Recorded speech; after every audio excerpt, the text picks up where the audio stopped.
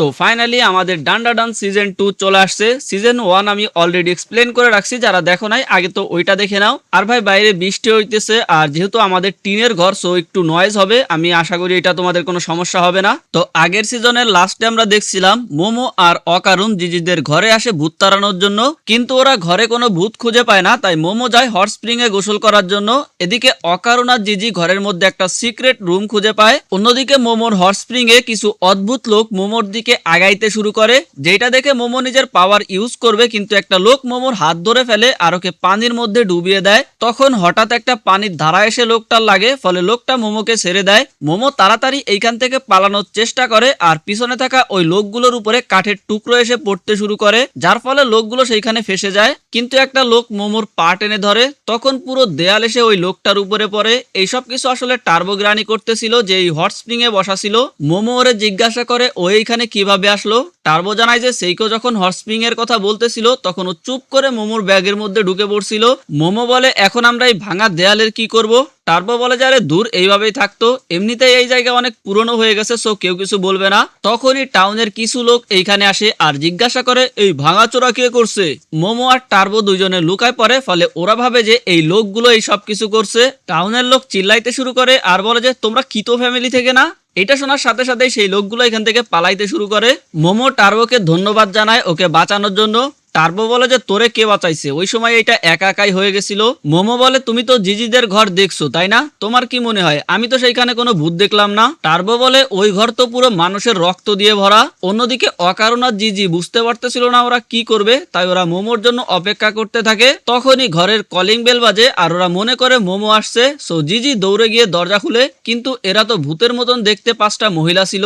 এরা ঘরের মধ্যে ঢুকেই খাওয়া দাওয়া শুরু করে। নাকি নামের মহিলা জিজিকে জিজ্ঞাসা করে ওই খাবি নাকি। জিজি বলে যে না। নাকি বলে সাবাস, এমনই ভদ্র থাক, আমি এত ভালো যে তোর কাছ থেকে এই ঘরের ভাড়া নেই না, নাইলে তুই এখন রাস্তায় থাকতি। অকারণ জিজ্ঞাসা করে আরে ভাই এখানে চলতেছে কি। জিজি জানায় এইটা হইতেছে ভাড়ার ঘর, কিন্তু ওর বাবা মা হসপিটালে যাওয়ার পর থেকে ও কোনো ভাড়া দেয় নাই। এরা সবাই কিতো ফ্যামিলির লোক আর এই ঘরের মালিক, এদের কারণেই আমি এখানে থাকতে পারতেছি। অকারণ আস্তে করে বলে যে তার মানে ঘরে ছিদ্র করে তো আমরা অনেক বড় ভুল করছি। আমরা দেখতে পারি ওরা ছিদ্রটা আপাতত একটা পোস্টার দিয়ে ঢেকে দিছিল। নাকি জিজিকে জিজ্ঞাসা করে কোনো কিছু না বলেই ও কোথায় গায়েব হয়ে গেছিল। জিজি বলে এইটা আমার বন্ধু, আমাকে দেখতে চাচ্ছিল তাই ওকে আনতে গেছিলাম। নাকি বলে তুই আবার ভূত তাড়ানোর জন্য কাউকে নিয়ে আসিস নাই তো। এটা শুনে বাকি মহিলারাও চেতে যায় আর বলে যে আমাদের এখানে কোনো ভূত নাই, এইভাবে তো তুই আমাদের জায়গার নাম খারাপ করবি, পরে এটা কেউ কিনতেও যাবে না, মানুষকে এগুলো বলা বন্ধ কর। জিজি বলে আরে আরে এমন কিছু না, এই চার চক্রে দেখে আপনার মনে হয় যে ও ভূত তাড়াইতে পারে। নাকি নিজের বন্দুক বের করে বলে তুই তো জানিস আমার কাছে হান্টার লাইসেন্স আছে, ধর আমি জঙ্গলে ভাল্লুক শিকার করতেছিলাম আর হঠাৎ একটা লোক আমার বন্দুকের সামনে চলে আসলো। জিজি বলে আরে আন্টি চিল, আপনার কাছে হান্টার লাইসেন্স থাকলেও মানুষের দিকে বন্দুক পয়েন্ট করা ইল্লিগেল। তখনই সেইখানে একটা পুলিশ চলে আসে, যার সাথে সেই লোকগুলো ছিল যারা মোমোর উপরে অ্যাটাক করছিল। একজন বলে আমাদেরকে টাউনের লোকজন ধাওয়া করতেছিল, অফিসার টুসুরু এসে আমাদেরকে বাঁচাইছে। সো বুঝতে পারতেছো শালার পুলিশ হয়ে দিল লোক। নাকি পুলিশ অফিসারকে বলে আমাদের ফ্যামিলি থেকে যদি কেউ অ্যারেস্ট হয় তাইলে এই সব দোষ তোর। তখন ওইখান থেকে একটা লোক জিজিকে জিজ্ঞাসা করে যে ও কোথায় গেছিল। জিজি আবারও সেই কাহিনী বলে যে বন্ধুকে আনতে গেছিলাম, আর অকারণ হচ্ছে আমার বেস্ট ফ্রেন্ড। লোকটা বলে যে আমাকে মিথ্যা বলো না, মিথ্যা বলা লোক আমার একদম পছন্দ না। লোকটা অকারণকে জিজ্ঞাসা করে আচ্ছা তাহলে তুমি বলো তো জিজির ফেভারিট ফুটবল টিম কোনটা। তুমি যদি ওর বেস্ট ফ্রেন্ড হও তাহলে এটা তো তোমার জানা উচিত, আর যদি তুমি ওর বন্ধু না হও তাহলে আমার এটা জিজ্ঞাসা করতে হবে তোমাকে এখানে কেন নিয়ে আসছে। অকারণ নাম বলে দেয় যেটা সঠিক ছিল, আর সবাই বিশ্বাস করে যে হ্যাঁ আসলে অকারণ জিজির ফ্রেন্ড। আসলে অকারণ পাশে থাকা সেই দেয়ালের পোস্টার দেখে বলছিল, কারণ অবভিয়াসলি ভাই ঘরে মানুষ ফেভারিট টিমের পোস্টারই লাগাবে। নাকি জিজ্ঞাসা করে তোমাদের সাথে তো একটা মেয়ে ছিল তাই না, সে কখন আসবে। জিজি বলে যে কোন মেয়ে। এটা শুনে ওরা বুঝতে পারে যে জিজি ওদের কাছ থেকে লুকানোর চেষ্টা করতেছে। অন্যদিকে মোমো সুচিনোকো শ্রাইন ভিজিট করতে যায়, যেখানে একটা লোক মাথা নিচের দিকে দিয়ে ব্যায়াম করতেছিল, যার নাম হইতেছে মানজিরো। তানজিরোর হারাই যাওয়া ভাই মনে হয়। মানজিরো অ্যাকচুয়ালি বুট টিউবের জন্য ভিডিও বানাইতেছিল, আমি যেমন ইউটিউবে ভিডিও বানাইতেছি এইটাই মনে করো ওদের বুট টিউব। মানজিরো দরজা খুলে মোমোরে শ্রাইন দেখানো শুরু করে। মোমো বলে শ্রাইন তুমি এইভাবেই দেখাই দাও। মানজিরো বলে এটারে দেখার জন্য কেউ টাকাও দিবে না, যদি আমি কোনো বড় ইউটিউবার হয়ে যাই তাহলেই ভালো। মোমো সুচিনোকো শ্রাইন দেখতে ভিতরে যায়, যেখানে অ্যাকচুয়ালি একটা মরা ধরা সাপের খোলস পড়েছিল, যেটা দেখে মোমো পুরো ডিসঅ্যাপয়েন্ট হয়ে যায় যে ভাই এইটা দেখে তো কোনোভাবেই কোনো বিশাল বড় সাপ মনে হইতেছে না।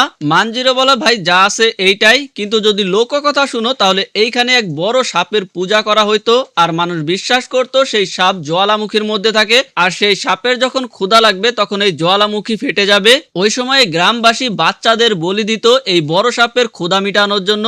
আর এইভাবে 200 বছর পার হয়ে গেছে, জ্বালামুখী এখনো ফাটে নাই। আর গিফট হিসেবে আমরা এখানে অনেক হট স্প্রিং পাইছি। এইখানে যেটা রাখা আছে এটা জাস্ট ওই বড় সাপটার একটা ক্যাচুলি, যার পূজা করে আমরা জ্বালামুখী ফাটাকে আটকাই। মোমো জিজ্ঞাসা করে তাহলে সুচিনকর যে কথা, মানজিরো বলে এই নাম তো আমরা এমনিতেই রেখে দিছিলাম যাতে বেশি করে টুরিস্ট এখানে ঘুরতে আসে, যেমনটা তুমি চলে আসছো। আসলে কিছু মানুষের মাথার ব্রেন অনেক কম হয়, এই কারণে তারা এই বড় সাপের কথা বিশ্বাস করে আর মানুষকে এখনো বলি দিতে চায়। এই জন্য আমি এখানে আসা সবাইকে সত্যটা বলে দেই যাতে বর্তমান জেনারেশন এটা বিশ্বাস না করে। কিন্তু আসলে আমি তো একজন বুটিউবার হতে চাই। মোমো বলে তাহলে এই কথা তুমি বুটিউবে কেন আপলোড করে দাও না? এটা শুনে মানজিরো অবাক হয়ে যায় যে শালার এইটা এতদিন আমার মাথায় কেন আসে নাই। মোমো এখান থেকে যাওয়া শুরু করে আর ভাবতে থাকে তার মানে কোনো সুচিনকও নাই। এটা শুনে তো অকারণ অনেক ডিসঅ্যাপয়েন্ট হবে, বাট ওই বড় সাপের কাহিনীটা ওর অবশ্যই ভালো লাগবে। ভাবতে ভাবতে মোমো বাসায় চলে আসে আর ভাবে যে হয়তোবা এতক্ষণ অকারণ আর জিজির মধ্যে ভালো বন্ধুত্ব হয়ে গেছে, কিন্তু ও দরজা খুলে দেখতে পারে জিজি আর অকারণ বেহুশ হয়ে পড়ে আছে আর চারদিকে সেই কিতো ফ্যামিলির লোকজন দাঁড়ায় আছে। আই মিন এইরকম দৃশ্য দেখলে তোমার কি মনে হবে ভাই? মোমোকে দেখে নাকি বলে যে চলো তৃতীয় বলিও চলে আসছে, তাহলে এবার ফেস্টিভ্যাল শুরু করা যাবে। একজন মোমোকে ধরতে গেলে মোমো নিজের পাওয়ার ইউজ করে নিজেকে বাঁচায় আর ওর মুখের মধ্যে লাথি মেরে ওর দাঁত ভেঙে দেয়। আর একজনের মুখের উপরে খাবার টেবিল মেরে দেয়, এরপরে নিচে থাকা গটি ফাটিয়ে দেয়। তখনই পিছন থেকে আরেকজন এসে মোমোকে ধরে ফেলে আর মাথা দিয়ে মোমোর মাথায় গুঁতা দেয়, ফলে মোমোর মাথা ঘুরতে শুরু করে আর ওই লোকটা মোমোর পা ধরে ফেলে। তখনই টার্বোগ্রানি ব্যাগ থেকে বের হয়ে আসে আর ওই লোকটা ভয় পেয়ে যায়। লোকটা পিছনের দেয়ালে গিয়ে বাড়ি খায় আর ওর মাথা ফেটে যায়। টার্বোগ্রানি বলে যে আমার ঘুমকে নষ্ট করলো আর এই শুকরের মতন দেখতে লোকগুলা কারা? মোমো বলে যে আমি নিজেও জানি না আর সবাইকে বাসা থেকে বের হয়ে যাইতে বলে। তখনই নাকি উড়ে এসে মোমোকে লাথি মেরে দেয়। মোমো দূরে যেয়ে পড়ে। নাকির ভাব দেখে মনে হচ্ছিল সম্ভবত কুংফু জানে। মোমো নাকির উপরে সোফা মারার চেষ্টা করে কিন্তু নাকি সেটা ডস করে ফেলে। মোমো আবারও মারার চেষ্টা করে কিন্তু নাকির উপরে কোনো কিছুই কাজ হচ্ছিল না। নাকি এসে মোমোকে আবারও 2 হাত দিয়ে মেরে দেয় আর মোমো উড়ে দেয়াল ভেঙে সেই সিক্রেট রুমের মধ্যে গিয়ে পড়ে। সবাই নাকির জন্য চেয়ার আপ করতে থাকে যে আমাদের ফ্যামিলিতে আমাদের মাই সবচেয়ে শক্তিশালী। আর নাকি ভাবতেছিল এই মেয়েটা আবার কে যে পাওয়ার ইউজ করতে পারে। মোমো বলে যে এই মহিলা আবার কে? টার্বোগ্রানি বলে যে জাস্ট একটা পাওয়ারফুল বুড়ি। মোমো বলে যে এমনটা কিছুই হয় না। টার্বোগ্রানি বলে যে একটা তো তোমার ঘরেই রইছে। একজন এসে বলে যে মম ওর বিলাই দেখি কথা বলতেছে। মোমো বলে যে এই আজব রুমটা আবার কি আর এইখানে এত গন্ধ কেন? নাকি ভাবে যে এই মেয়েটা আবার কে? ভূত তাড়ানোওয়ালার মতন তো লাগতেছে না। নাকি বলে যে যদি তুমি আমাদের রাস্তায় আসো তার মানে হচ্ছে তুমি এই ভিলেজের ধ্বংস চাও। কিতো ফ্যামিলি বছরের পর বছর এই ভিলেজকে রক্ষা করে আসতেছে, কেননা কিতো ফ্যামিলি গত 200 বছর ধরে সেই বড় সাপের জন্য বলি দিয়ে আসতেছে, যার ফলে জ্বালামুখী এখনো ফাটে নাই। আর মহান সাপ আমাদেরকে উপহার হিসেবে এই হট স্প্রিং দিছে, যেখানে তোমরা বাইরের লোকরা আনন্দ করতে আসো। আর না হলে এতদিনে জ্বালামুখী এই ভিলেজকে ধ্বংস করে দিত। মানে ভাই বুঝতে পারতেছো, এখন কিন্তু সেই অন্ধবিশ্বাসের কারণে মানুষ আর মানুষকে বলি দেয় না, কিন্তু এই কিতো ফ্যামিলি গোপনে এখন পর্যন্ত কাউকে না কাউকে বলি দেয়। যাই হোক, মোমো বলে যে তার মানে তোমরা মানুষের বলি দাও। নাকি বলে যে হ্যাঁ, আগেকার সময় থেকে এখানেই বলি দেয়া হইতো, সময়ের সাথে সাথে এখানে ঘর হয়ে যায় আর আমরা কিতো ফ্যামিলি মানুষকে এই ঘরে ডেকে নিয়ে আসি, এরপরে মহান সাপের সামনে তাদেরকে কুরবান করে দেই। যেটা শুনে মোমো বুঝতে পারে জিজির বাবা মাকে হয়তোবা এরা বলি দিয়ে দিছে। এর মধ্যেই মোমো আস্তে আস্তে নিচের দিকে ডেবে যাইতে শুরু করে। মনে হচ্ছিল রুমটা ওরে খেয়ে ফেলতেছে। নাকি বলে যে মহান সার্পেন্টের মনে হয় অনেক ক্ষুধা লাগছে। মোমো নিজের পাওয়ার ইউজ করে সেইখান থেকে বের হয়ে আসতে যায়, কিন্তু এরা সবাই ধাক্কা দিয়ে আবারও মোমোকে নিচে ফেলে দেয় আর বলে যে আমরা তোমাকে এখান থেকে উঠতে দিব না, তুমি এখন মহান সার্পেন্টের পেটে যাবা। কিন্তু তখনই পিছন থেকে অকারণ আর জিজি এসে ওদের উপরে সোফা রেখে দেয়। এরপরে অকারণ মোমোর দিকে হাত দিয়ে ওকে টেনে উঠানোর চেষ্টা করে, কিন্তু সোফা সহ অকারণ, জিজি আর কিতো ফ্যামিলির সবাই ওই গর্তের মধ্যে গিয়ে পড়ে। আমরা দেখতে পারি এই জায়গাটা অনেক বড়, যার মধ্যে অনেক ঘরও ছিল। জিজি একটা ঘর ধরে ঝুলে থাকে, কিন্তু ওর হাত আবারও ছুটে যায় আরো একটা নরম জিনিসের উপর গিয়ে পড়ে, যেটা অ্যাকচুয়ালি একটা বড় সাপের মতন ছিল, যার মুখ কিছুটা মানুষের মতো। কিতো ফ্যামিলি ওইটার পূজা করতে শুরু করে আর বলে যে আপনার দর্শন পেয়ে আমরা সবাই ধন্য। কিতো ফ্যামিলি লাইন ধরে একটা পোজে দাঁড়িয়ে পড়ে যাতে সার্পেন্ট ওদেরকে না খেয়ে ফেলে। নাকি বলে যে মহান সার্পেন্ট আপনার সামনে বলে দেওয়ার জন্য আমরা এই তিনজনকে নিয়ে আসছি। মোমো বলে যে তার মানে সেই কাহিনী সত্য যে এইখানে একটা বিশাল বড় সাপ আছে। টার্বোগ্রানি বলে যে আরে বলদ ওইটা কুড়াগাড়ি। অকারণের মনে পড়ে ও বইতে একবার পড়ছিল কুড়াগাড়ি অ্যাকচুয়ালি বড় এক ধরনের কেউচা যেগুলো সাধারণত মরুভূমিতে থাকে আর এইগুলা মানুষ খায়, কিন্তু অকারণ মনে করছিল এটা সম্ভবত 2-4 ফিট হয়, বাট এত বড় হবে ও আশা করে নাই। এটা শুনে মোমো সবাইকে বোঝানোর চেষ্টা করে যে ভাই 200 বছর ধরে তোরা যারে মানুষ খাওয়ায় আসতেছিস এইটা অ্যাকচুয়ালি কোনো গড না, এইটা একটা মানুষ খেকো কেঁচো। কিন্তু কেতো ফ্যামিলি কি এইসব কথা শোনালো? ওরা ওইখানে নাচ গানা করে পূজা করতে শুরু করে আর সাথে সাথেই ওই কেঁচো এক ইসে ওদের সবাইকে খেয়ে ফেলে। এরা বুঝতে পারতেছিল না এরা এখন কি করবে, কারণ এত বড় জিনিস রে ওরা তো হারাইতেও পারবে না। আপাতত এরা পালানোর জন্য একটা ঘরের মধ্যে চলে আসে। ঘরে এসে মোমো আর অকারুণ নিজেদের কান চেপে ধরে। তখনই অকারুণ টার্বোগ্রানিতে ট্রান্সফর্ম হয়ে যায় আর জিজিকে খাওয়ার জন্য ওর দিকে আগায় আসে। অকারুণ নিজের মুখ ছিঁড়ে ফেলার চেষ্টা করে কিন্তু জিজি ওর হাত ধরে ফেলে। অকারুণ জিজিকে একটা ঘুষি মেরে দেয়, এরপরে একটা কাঁটা নিয়ে নিজের শরীরে ঢোকানোর চেষ্টা করে। জিজি আবারও অকারুণকে থামিয়ে দেয় আর জিজ্ঞাসা করে অকারুণ তোর কি হয়েছে। ঠিক তখনই সুচিনকো আবারও ওদের উপরে অ্যাটাক করে দেয়। জিজি ওদের দুইজনকে বাঁচায় নেয় আর বুঝতে পারে যে এই মনস্টারটা আসলে শব্দের উপরে ভিত্তি করে অ্যাটাক করতেছে কিন্তু মানুষের কথা শুনতে পারে না। এদিকে মোমো আর অকারুণ আবারও নিজেদেরকে উপরে পৌঁছে দেওয়ার চেষ্টা করে আর বলে যে আমাদের উপরে যেতে দে। এটা শুনে জিজির মনে পড়ে ওর বাবা মাও একই কাজ করার চেষ্টা করছিল আর জিজি তাদেরকে বাঁচাইছিল, আর এখন মোমো আর অকারুণ ঠিক একই কাজ করতেছে। এদিকে মোমো একটা কাচের টুকরা তুলে নেয় কিন্তু সেটা টার্বোগ্রানির গায়ে গিয়ে লাগে। টার্বো বলে জলদি এদের দুজনের হাত বেঁধে ফেল। জিজি তাড়াতাড়ি এদের হাত বেঁধে ফেলে আর জিজ্ঞাসা করে এরা এমন করতেছে কেন। টার্বো বলে এই সব সুচিনকর সাইকিক ওয়েভস এর কারণে হচ্ছে। এই ওয়েভস বাড়ির মানুষদের মেরে ফেলার চেষ্টা করে। জিজি বুঝতে পারে তার বাবা মায়েরও এই অবস্থা এই ওয়েভস এর কারণে হয়েছিল, কিন্তু জিজির উপরে এর প্রভাব পড়ছে না কেন। টার্বো বলে তুই এখনো বুঝিসনি। এর মধ্যে মোমো ওর পাওয়ার ইউজ করা শুরু করে আর জিজি ওর সামনে এসে দাঁড়ায়, যার ফলে জিজির আঘাত লাগে। এর মধ্যে দেখতে পারে সুচিনকো আবারও ওদেরকে খুঁজে ফেলছে। জিজি মোমো অকারুণ আর টার্বোকে নিয়ে সেইখান থেকে পালিয়ে বাড়ির বাইরে চলে আসে। জিজি সিঁড়ি থেকে পড়ে যায় কিন্তু তারপরও হাল ছাড়ে না। মোমো আর অকারুণকে ধরে রাখে আর বলে হুশে এসো। এর মধ্যেই জিজি খেয়াল করে যে ওর সামনে মানে সেই সুচিনকোর সামনে একটা ভূত এসে দাঁড়াইছে। জিজি এই ভূতরে ওর বাড়িতে আগেও অনেকবার দেখছে। এর মধ্যে মোমো আর অকারুণের জ্ঞান ফিরে আসে আর ওরা জিজ্ঞাসা করে যে এই জাইঙ্গা পরা ভূতটা আবার কে। টার্বোগ্রানি বলে ওর চোখের দিকে তাকাইস না, ওর নাম হইতেছে ইবেলাইস। ওর দৃষ্টি মানুষকে পাগল করে দেয় আর তারা নিজেদেরকে শেষ করে ফেলতে চায়। আসলে এইখানে সুচিনকর সাইকিক ওয়েভ আর ইবেলাইসের দৃষ্টি একটার একটারে ক্যান্সেল করে দিতেছিল আর এই জন্য অকারুণ আর মোমো ঠিক হয়ে গেছে।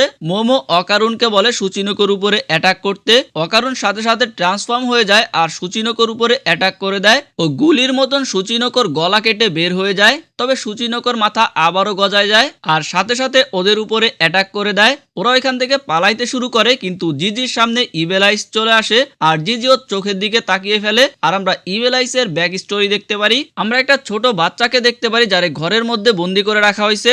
জানালা দিয়েও বাইরে দেখতে পারে যে 3টা বাচ্চা খেলতেছে নাচতেছে। এইটা দেখে ওই ছোট বাচ্চাটারও ইচ্ছা হয় আর ও ঘরের মধ্যে একাই নাচতে শুরু করে, কিন্তু এই বাচ্চাটা খিদা আর তৃষ্ণায় একেবারে শুকিয়ে গেছিল। আসলে এই বাচ্চাটারে কিতো ফ্যামিলি আটকে রাখছে বলি দেওয়ার জন্য।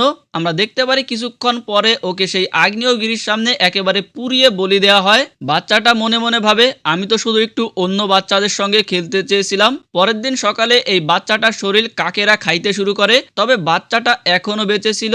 কিছুক্ষণ পরে বাচ্চাটার মৃত্যু হয় আর এই বাচ্চাটা একটা আত্মা হয়ে যায়। কিছুদিন পরে এইখানে একটা ফ্যামিলি আসে আর ফ্যামিলিটার যে বাচ্চা ছিল সে এই আত্মাকে দেখতে পাচ্ছিল, তবে সেই বাচ্চাটার বাবা মা কিছুদিন পরে মারা যায়। এভাবে বছরের পরে বছর যেই ফ্যামিলি এইখানে আসে তাদের বাচ্চাগুলো এই আত্মাকে দেখতে পারতো, তবে তাদের বাবা মা কিছুদিন পরে মারা যাইতো। এখন তোমরা হয়তো বা বুঝতেই পারছো যে বাচ্চাগুলোর বাবা মা কেন মারা যাইতো।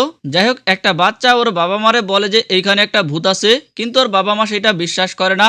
আত্মাটা নেচে নেচে বোঝানোর চেষ্টা করে যে সে আসলে খারাপ না, তবে কিছুদিন পরে সেই বাচ্চাটার বাবা মাও মারা যায়। আত্মাটা বুঝতে পারে এই বাড়ির নিচে কিছু একটা আছে যার কারণে সবাই মারা যাচ্ছে। কিতো ফ্যামিলি ঠিক করে যে ওরা এই বাচ্চাটাকে আগ্নেয়গিরিতে ফেলে দিবে। তারা বাড়ি সহ বাচ্চাটাকে মাটির নিচে পুঁতে ফেলে। জিজির বাড়ি এত উপরে হওয়ার কারণ হইতেছে এর নিচে অনেক বাড়ি এরকম পোতা আছে। আত্মাটা এইবার বাচ্চাকে বাঁচানোর চেষ্টা করে কিন্তু পারে না, আর সে শপথ করে যে আমি তাদের কখনোই ক্ষমা করব না, আমি সবাইকে মেরে ফেলবো।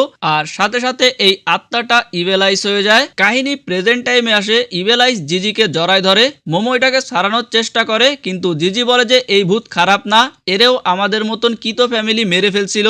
জিজি সেই প্রথম বাড়ির দিকে দৌড়াইতে শুরু করে যেখানে ইভেলাইজের বডি বাঁধা আছে। জিজি বুঝতে পারে ইভেলাইজ আসলে ওরে এতদিন ধরে বাঁচাইতেছিল, আর ইভেলাইজের এই দৃষ্টির কারণেই সূচিনকর যে সাইকিক ওয়েব আছে এইটা জিজির উপরে কাজ করে না। মোমো দেখতে পারে এইখানে তো অনেক পুরানো ঘর বাড়ি আছে।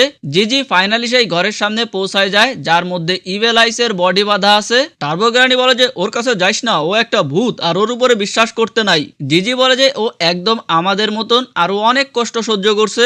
এর মধ্যে সূচিনকো এদের উপরে এনার্জি অ্যাটাক করে দেয় আর মুখ দিয়ে এক ধরনের লিকুইড বের করে যেগুলো একটু আঠালো। অন্যদিকে অকারণকে দেখতে পারি যার অবস্থা খুবই খারাপ, ও প্যারালাইজ হয়ে গেছিল আর নড়াচড়া করতে পারতেছিল না। এদিকে ইভেলাইজ জিজির উপরে হ্যাভি হইতে থাকে। জিজি ইভেলাইজের সেই ছোটবেলার রূপ দেখতে পারে আর ইভেলাইজের কাছে ক্ষমা চায়। ইভেলাইজ বলে যে আমি তো শুধু খেলতে চাই। জিজি বলে যে আচ্ছা ঠিক আছে, আমি তোমার সাথে খেলবো আর সারা জীবন তোমার সাথে থাকবো। এটা শুনে ইভেলাইজ হাসি দেয় আর বলে যে এইটাই তো শুনতে চাচ্ছিলাম। এরপরে ইভেলাইজ জিজির শরীর পুরোপুরি ভাবে দখল করে নিতে শুরু করে, যার ফলে জিজি ব্যথায় মাথা ধরে চিল্লাইতেছিল। গ্রানি বলে যে আমি তোমারে আগেই বলছিলাম ওর উপরে ভরসা করো না। তখনই এদের কারেন্টের ঝটকা লাগে, কেননা সূচিনকো আবারও চলে আসছিল। সূচিনকো মোমোরে খাইতে যাবে তখনই জিজি এসে ওকে একটা পাঞ্চ মেরে দেয়, এরপর একটা লাথি মেরে দূরে ফেলে দেয়। কেননা জিজির শরীরে এখন আর জিজি ছিল না, ওর শরীরে এখন ছিল ইভেলাইজ। ইভেলাইজ বলে যে ফাইনালি আমি এই শরীর পেয়ে গেছি, এইবার আমি সব মানুষ শেষ করে ফেলবো। মোমো জিজ্ঞাসা করে ওর আবার কি হইলো। জিজির সাথে সাথে মোমোকে লাথি মেরে ফেলে দেয়। ইভেলাইজ টার্বোগ্রানিকে বলে যে তুমিও তো একটা ভূত, মানুষ তোমাকে গোলাম বানাই নিছে নাকি। টার্বোগ্রানি বলে যে ওই বেটা সাবধানে কথা বল, নালে মায়ের একেবারে তক্তা বানাই দিব। মোমো জিজিরে হুশে আসতে বলে।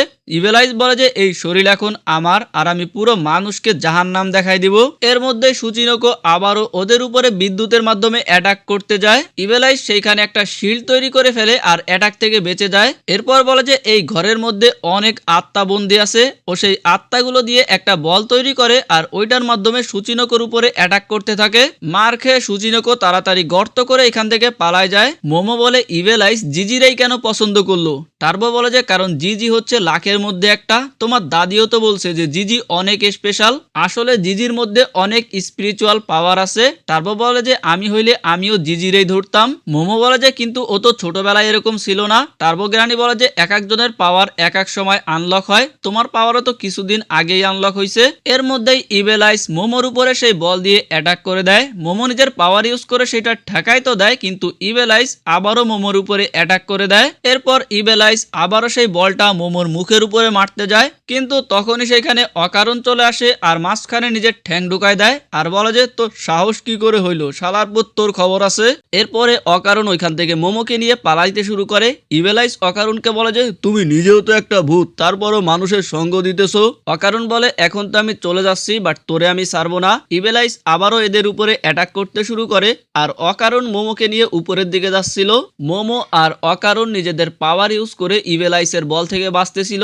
একটু উপরে যাওয়ার পরে ওরা দেখতে পারে সূচিনকো নিজের ভিতর থেকে বিষাক্ত পদার্থ বের করার জন্য রেডি হচ্ছে।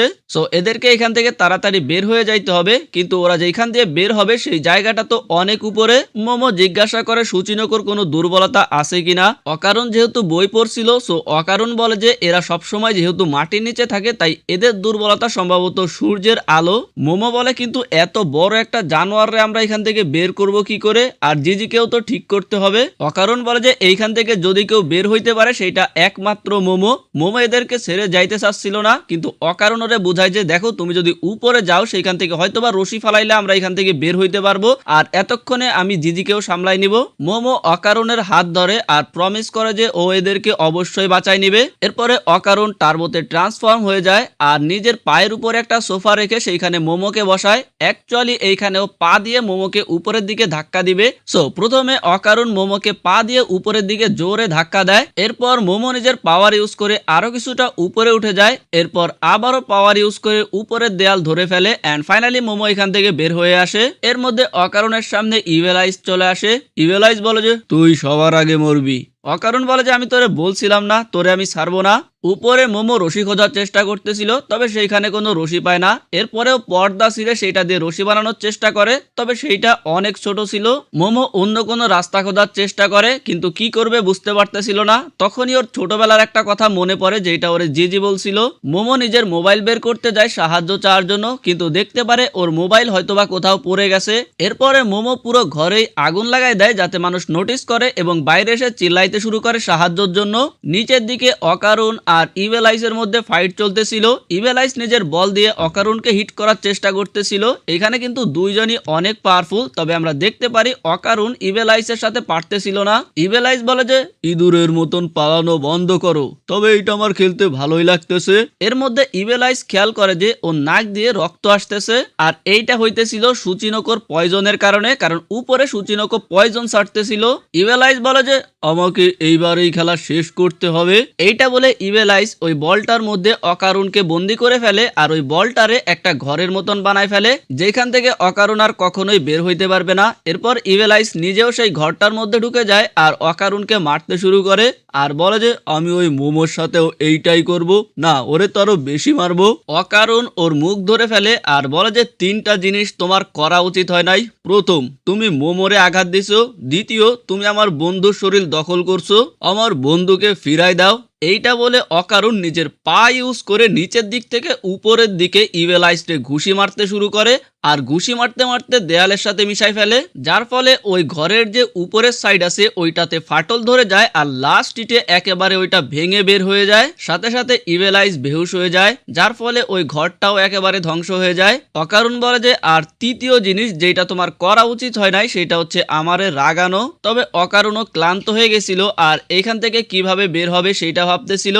ও জিজির বডিকে উপরের দিকে নিয়ে যাওয়ার চেষ্টা করে, তখনই ও টার্বোগ্রানির আওয়াজ শুনতে পারে যে নিচের সেই ঘরে এখন পর্যন্ত সেই তরল পদার্থের মধ্যে আটকে আছে আর সাহায্যের জন্য চিল্লাইতেছে।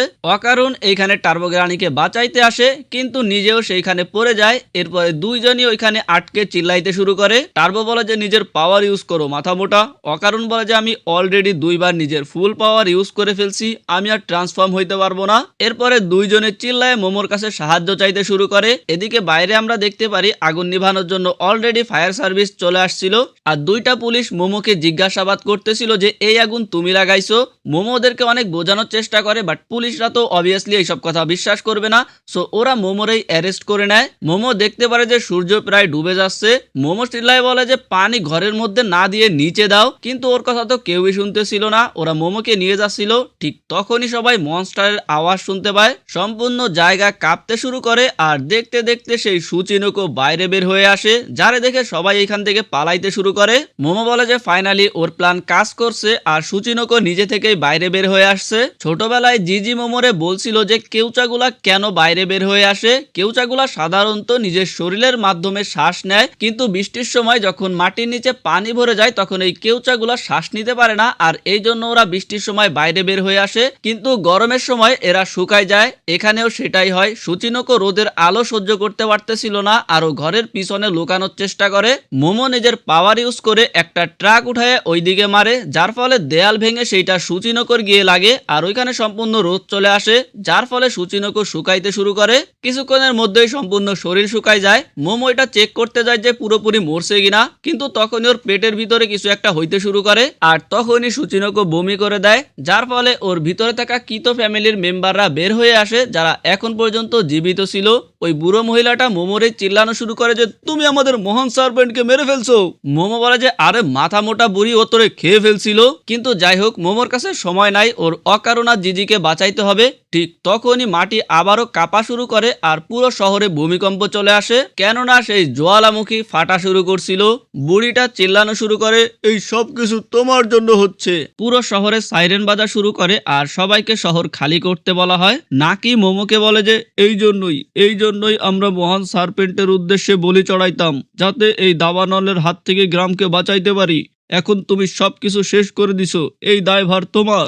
নাকি আরো একটা পুরনো কাহিনী বলে, যেটা ওদের গ্রামে অনেক আগে থেকে প্রচলিত আছে। সেটা হচ্ছে ড্রাগন যখন আকাশের দিকে যাবে তখন জ্বালামুখী ফাটবে। এইটা শুনে মোমো একটু চিন্তা করে যে কেউটা যদি বাইরে আসলে মারা যায়, তাহলে এমন কাহিনী কেন বলা হয়েছে যে ড্রাগন আকাশের দিকে যাবে। একটু চিন্তার পর মোমো আসল কাহিনী বুঝতে পারে আর বলে যে আরে বলদগুলা, এই কাহিনী আসলে সারপেন্টের বিষয়েই ছিল না, এইটাতে অ্যাকচুয়ালি হট স্প্রিং এ হওয়া ফাউন্টেনের কথা বোঝানো হয়েছে। এখন ফাউন্টেন হইতেছে হট স্প্রিং এর যে গর্ত আছে, ওই গর্তগুলোর মধ্যে দিয়ে পানি উপরের দিকে উঠে যায়। তো বেসিক্যালি এইটা অ্যাকচুয়ালি একটা সিগন্যাল ছিল। দেখো জ্বালামুখীর তো এমনিতেই ফাটতেছে, বাট এইটা দেখে বুঝতে পারবা যে এখন জ্বালামুখী ফাটবে, তো এটা একটা সিগন্যাল ছিল, কিন্তু এরা সেটা বুঝতে পারে নাই। যাই হোক, মোমো এবার সুচিনকোকে ধরে পাহাড় থেকে নিচে ফেলে দেয়। এরপর নিজেও সেইখান থেকে সুচিনকোর পিছনে নামতে শুরু করে। এইটা দেখে কিতো ফ্যামিলি রাগ হয়ে যায় আর ওরাও মোমোর পিছু ধাওয়া করতে থাকে যে তো সাহস কি করে হইলো আমাদের মহান সারপেন্টকে অপমান করার। এরপর মোমো সুচিনকোর একটা সাইড ধরে দৌড়াইতে শুরু করে আর ওইটা নিয়ে সেই ফাউন্টেনের মধ্যে ঢুকাই দেয় যেখান দিয়ে পানি বের হচ্ছিল। এরপর মোমো আবারও দৌড়ায় পাহাড়ে উঠতে শুরু করে আর ভাবে যে যদি এই জ্বালামুখী ফেটে যায় তাহলে মানুষের যে অন্ধবিশ্বাস এটা সত্য হয়ে যাবে, যেটা মোমো কখনোই হইতে দিবে না। উপরে এসে মোমো সুচিনকোর মাথা উঁচু করে ধরে। অ্যাকচুয়ালি নিচের দিকে মোমো সুচিনকোর পাছা ওই ফাউন্টেনের মধ্যে ঢুকাই দিছে আর মাথা এইখানেই রেখে দিছে। তো বেসিক্যালি এইখানে সুচিনকোর বডি একটা পাইপের মতন কাজ করবে এখন। এরপর সুচিনকোর মাথা দিয়ে সেই পানি বের হইতে শুরু করে আর সাথে সুচিনকোর ভিতরে যে তরল পদার্থ ছিল আঠালো, সেটাও বের হইতে শুরু করে। মোমো জ্বালামুখীর মুখে পানি ঢালতে শুরু করে আর কিছুক্ষণের মধ্যে সেই লাভা ঠান্ডাও হয়ে যায়। তবে ততক্ষণে পুরো জঙ্গলের মধ্যে আগুন ছড়াই গেছে। এখন এইটা দিয়ে মোমোর একার পক্ষে তো পুরো জঙ্গলের মধ্যে পানি দেওয়া সম্ভব না। এর মধ্যেই হঠাৎ করে নাকি এসে মোমোকে লাথি মেরে ফেলে দেয় আর বাকি ফ্যামিলি মেম্বাররাও এইখানে চলে আসে। নাকি বলে যে ও এখন মোমোকে বলি দিয়ে মহান জ্বালামুখীকে শান্ত করবে। মোমো বলে যে এতক্ষণ তো তোদের গড সারপেন্ট ছিল আর এখন মহান জ্বালামুখী হয়ে গেছে। কিতো ফ্যামিলি ওর কথায় কান না দিয়ে মোমোকে ধরতে যায়। ঠিক তখনই সেইখানে মানজিরো চলে আসে। মানজিরো জানায় যে এক সপ্তাহ আগে আমার মাস্টারের কল আসছিল আর মানজিরোর মাস্টার হইতেছে মোমোর দাদি সেইকো। মানজিরো বলে মাস্টার বলছিল 3টা বাচ্চা তোমার ভিলেজে যাচ্ছে, তাদের খেয়াল রাখো। কিন্তু সেই দিন মোমোকে দেখে মানজিরো বুঝতেই পারে নাই যে এইটা সেইকো নাতি হইতে পারে। ও ভাবছিল কোনো নর্মাল টুরিস্ট। এরপরে মানজিরো কিতো ফ্যামিলির সঙ্গে ফাইট করতে শুরু করে আর মোমো আবার সুচিনকোকে উঠায় আগুন নিভাইতে শুরু করে। তবে মোমোর পাওয়ার আস্তে আস্তে কমে যাচ্ছিল। এর মধ্যেই হঠাৎ করে ইভেল আইসের বল এসে সুচিনকোর গায়ে লাগে, যার ফলে সুচিনকোর বডি ফুটো হয়ে যায়। এরপরে ইভেল আইসের নজর পড়ে কিতো ফ্যামিলির দিকে। এখন ইভেল আইস তো আগে থেকে কিতো ফ্যামিলির উপরে প্রতিশোধ নিবে, তাই ও সরাসরি নাকিকে মারার জন্য ওর কাছে চলে যায়। তবে কিছু একটা হয় আরো মিস করে ফেলে। এরপরে মোমো নাকি আর মানজিরোকে ইভেল আইসের হাত থেকে বাঁচাইতে শুরু করে। ইভেল আইস রাগ হয়ে বলে যে তুমি সব সময় আমার কাজের মধ্যে নাক গলাও, তাই সবার আগে আমি তোমাকে মারবো। মোমো জিজ্ঞাসা করে যে অকারণ কোথায়, তুমি অকারণের সাথে কি করছো? ইভেলাইজ বলে যে এইখানে শুধু একমাত্র আমি কথা বলবো আর আমার ক্ষুধা লাগছে। এইটা বলে ইভেলাইস মোমোর দিকে আগাইতে শুরু করে। মানে এক পাশে ইভেলাইস, অন্য পাশে মোমো, মানজিরো আর নাকি। ইভেলাইস মোমোকে লাথি মারতে যায় কিন্তু মানজিরো মোমোকে সেইখান থেকে সরাই ফেলে। এরপরে নাকি ইভেলাইসকে জোরে একটা পাঞ্চ করে, তবে ইভেলাইসের তাতে কিছুই হয় না। মোমো সাথে সাথে নাকিকে সেইখান থেকে সরাই নিয়ে আসে। এরপরে মোমো মানজিরোর সাহায্য নিয়ে ওর পাওয়ার ইউজ করে ইভেলাইসের হাত আর পা ধরে ফেলে, কিন্তু ইভেলাইস নিজের বলের সাহায্যে সেইখান থেকে ছুটে যায় আর মানজিরোকে লাথি মেরে দূরে ফেলে দেয়। এদিকে মোমোর পাওয়ারও আর কাজ করতেছিল না। ইভেলাইস মোমোকে জোরে এক লাথি মারতে যাবে, তখনই কেউ একজন ইভেলাইসকে ঘুষি মেরে দেয়। এরপরে কন্টিনিউসলি ইভেলাইসকে ঘুষি মারতে থাকে আর আমরা দেখতে পারি এইখানে আমাদের কাকড়া ভাই মেন্টিস চলে আসছে। যারা প্রথম সিজন দেখছো তারা তো অবশ্যই মেন্টিস রে চিনতে পারছো। যাই হোক, মোমো মেন্টিস রে জিজ্ঞাসা করে যে তোমার বাচ্চার কি অবস্থা। মেন্টিস বলে যে এই বিষয়ে পরে কথা বলা যাবে। এর মধ্যে সেইখানে একটা ইউএফও চলে আসে আর ইউএফও এর আলোর মধ্যে দিয়ে সেইকো আর তারও বের হয়ে আসে। এরপরে মেন্টিস আর সেইকো দুইজন একসঙ্গে ইভেলাইসের উপরে অ্যাটাক করা শুরু করে আর এইখানে এদের দুইজনের সঙ্গে ইভেলাইস একাই কঠিন টক্কর দিতেছিল। এরপরে সেইকো তারোকে ইশারা করে, তারোর উপরে ইউএফও লাইট এসে পড়ে আর তারও অলিম্পিকে দৌড়ানোর আগের মতন প্রস্তুতি নিয়ে দৌড়াইতে শুরু করে। ও দৌড়ে সরাসরি ইভেলাইসের দিকে যায়, কিন্তু ইভেলাইস ওকে এক ঘুষি দিয়ে ধ্বংস করে ফেলে, যেটা দেখে মোমো শকড হয়ে যায়। তবে ইভেলাইস খেয়াল করে যে ওই ভাঙা টুকরোর মধ্যে তালিসমান লাগানো আর সাথে সাথে ওই টুকরোগুলো ইভেলাইসের বডিতে লাগতে শুরু করে আর দেখতে দেখতে ইভেলাইসের বডি তারও কারোর মতন হয়ে যায়। সেইকো বলে যে চলো আমরা ওকে ধরে ফেলছি, এবার ঘরে যাওয়া যাক। অন্যদিকে ইউএফও এর মধ্যে ম্যান্টিসের সেলে চিকুতিতা বসা ছিল আর গান গাইতেছিল, আরো ইউএফও দিয়ে সুচিনকর মাথা ধরে জঙ্গলের সব আগুন নিভাইতেছিল। সেইকো এসে মানজিরোকে চিল্লাইতে শুরু করে যে ও ঠিক করে খেয়াল কেন রাখে নাই, পরিস্থিতি এত খারাপ হইলো কিভাবে। মানজিরো বলে যে এইটাতে দোষ আপনারই, আপনি আমাকে কিছুই বলেন নাই, শুধু বলছেন যে 3টা বাচ্চা আসবে তাদের খেয়াল রাখো। আপনার তো আমাকে আরো ধন্যবাদ দেওয়া উচিত যে এতটুকু শুনেই আমি এতটুকু করতে পারছি। এর মধ্যে সেইখানে তারও এসে বলে যে এখন আমার এই ভিতরের মালপাতি আমি কোথায় রাখবো।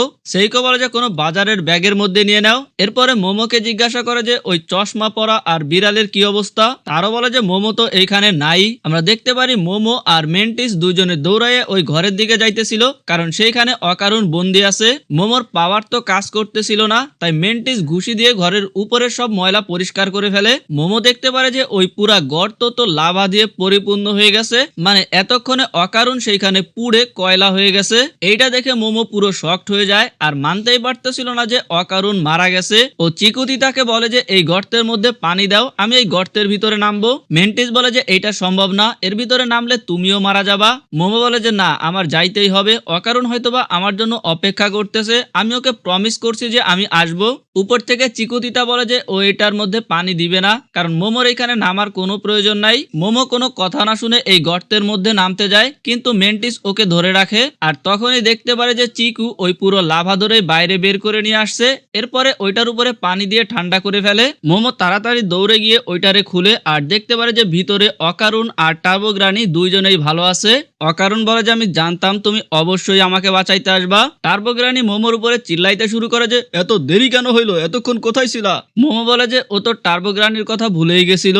অকারণ বলে যে টার্বোগ্রানিকে বাঁচানোর জন্য ও যদি নিচে না যাইতো তাহলে ও মারা যাইতো, কেননা টার্বোকে বাঁচাইতে গিয়ে ওরা ওই লিকুইডের মধ্যে পড়ে যায় আর লিকুইডের কারণে ওদেরকে লাভা টাচ করতে পারে নাই, একটা ডিমের মতন আর কি হয়ে যায়। এরপরে অকারণ জিজির বিষয়ে জিজ্ঞাসা করে। মোমো বলে যে জানি না কিভাবে, তবে জিজি আগেই বের হয়ে আসছে। এরপরে মোমো অকারণকে বের করে নিয়ে আসে, তবে আনব্যালেন্স হয়ে যাওয়াতে অকারণ মোমোকে জড়ায় ধরে আর তাড়াতাড়ি মাপ চেয়ে দূরে সরে যায়। কিন্তু এরপর মোমো নিজেই গিয়ে অকারণকে জড়ায় ধরে আর আমাদের অকারণ ভাইয়ের মনে লাড্ডু ফুটতে শুরু করে। তো এপিসোডের শুরুতেই আমরা দেখতে পারি এরা বাসায় এসে একটা রিচুয়াল পারফর্ম করে যাতে জিজির শরীর থেকে ইভেল আইস রে বের করতে পারে, তবে প্রথমবার কোনোই লাভ হয় না। ইভেল আইস বলে যে শুধু শুধু নিজেদের সময় নষ্ট করতেছো। এই জন্য ওরা আবারও রিচুয়াল পারফর্ম করা শুরু করে, তবে এইবারও কোনো কাজ হয় না। এরপরে আমরা দেখতে পারি এরা সবাই ডিনার করতেছে। আয়রাও এখানে ডিনার করার জন্য আসছিল আর ও চিল্লাইতে শুরু করে আমি হচ্ছি তোদের লিডার আর তোরা আমারই নিস নাই। মোমো চিল্লাইতে শুরু করে এরা এখানে ডাকছে গে। দেখতে পারি যে এক একজন এক একটা জিনিস নিয়ে চিল্লাইতেছে, মানে তোমরা তো জানো যে এদের বাসার মধ্যে সবসময় একটা হইচই লেগে থাকে, সেটাই হচ্ছিল আর কি। আয়রা মেন্টিসকে দেখে বলে এই এলিয়েন টাওয়ার এখানে কেন আসছে। তো মেন্টিস জানায় যে এইখান থেকে গরু নিয়ে যাওয়ার পরে ওর থেকে তো দুধই বের করতে পারতেছিল না, এছাড়া ওর প্ল্যানেট যেহেতু পানি দিয়ে ভরাট সেইখানে তো গরু বাঁচতেই পারবে না, আর চিকুতিতা যেহেতু গরুর দুধ ছাড়া বাঁচতে পারবে না, সেই জন্য মেন্টিস পার্মানেন্টলি পৃথিবীতে চলে আসছে। এই কাহিনী শুনে আয়রা ইমোশনাল হয়ে যায়, কান্না শুরু করে দেয় চিকুতিতারে জড়াই ধরে। এদিকে অকারণ জিজ্ঞাসা করে তোমরা পানির ভিতরে শ্বাস কিভাবে নাও। এদিকে সেইকো আর মানজিরো কথা বলতেছিল যে ওরা যদি রিচুয়াল পারফর্ম করার জন্য আরো লোক ডেকে আনে তারপরও হয়তোবা জিজির শরীর থেকে ইভেল আইসরে সরাইতে পারবে না। অন্যদিকে জিজির শরীর আটকে রাখা তারও একটা গরম উডন খায়, সাথে সাথে ওর মুখ জ্বলে যায় আর শুয়ে পড়ে। তখনই তার ওর ভিতর থেকে জিজির আওয়াজ আসে, যেটা শুনে সবাই অবাক হয়ে যায়। সেইকো একটা লাঠি নিয়ে আসে আর বলে যে দাঁড়াও, এইটা ইভেল আইসের কোনো চাল হইতে পারে। তারও নিজের মুখ ওপেন করে আর দেখতে পারি ভিতরে আসলেই জিজি ঠিক হয়ে গেছে, যেটা তো ওরা প্রথমে বিশ্বাস করতেছিল না।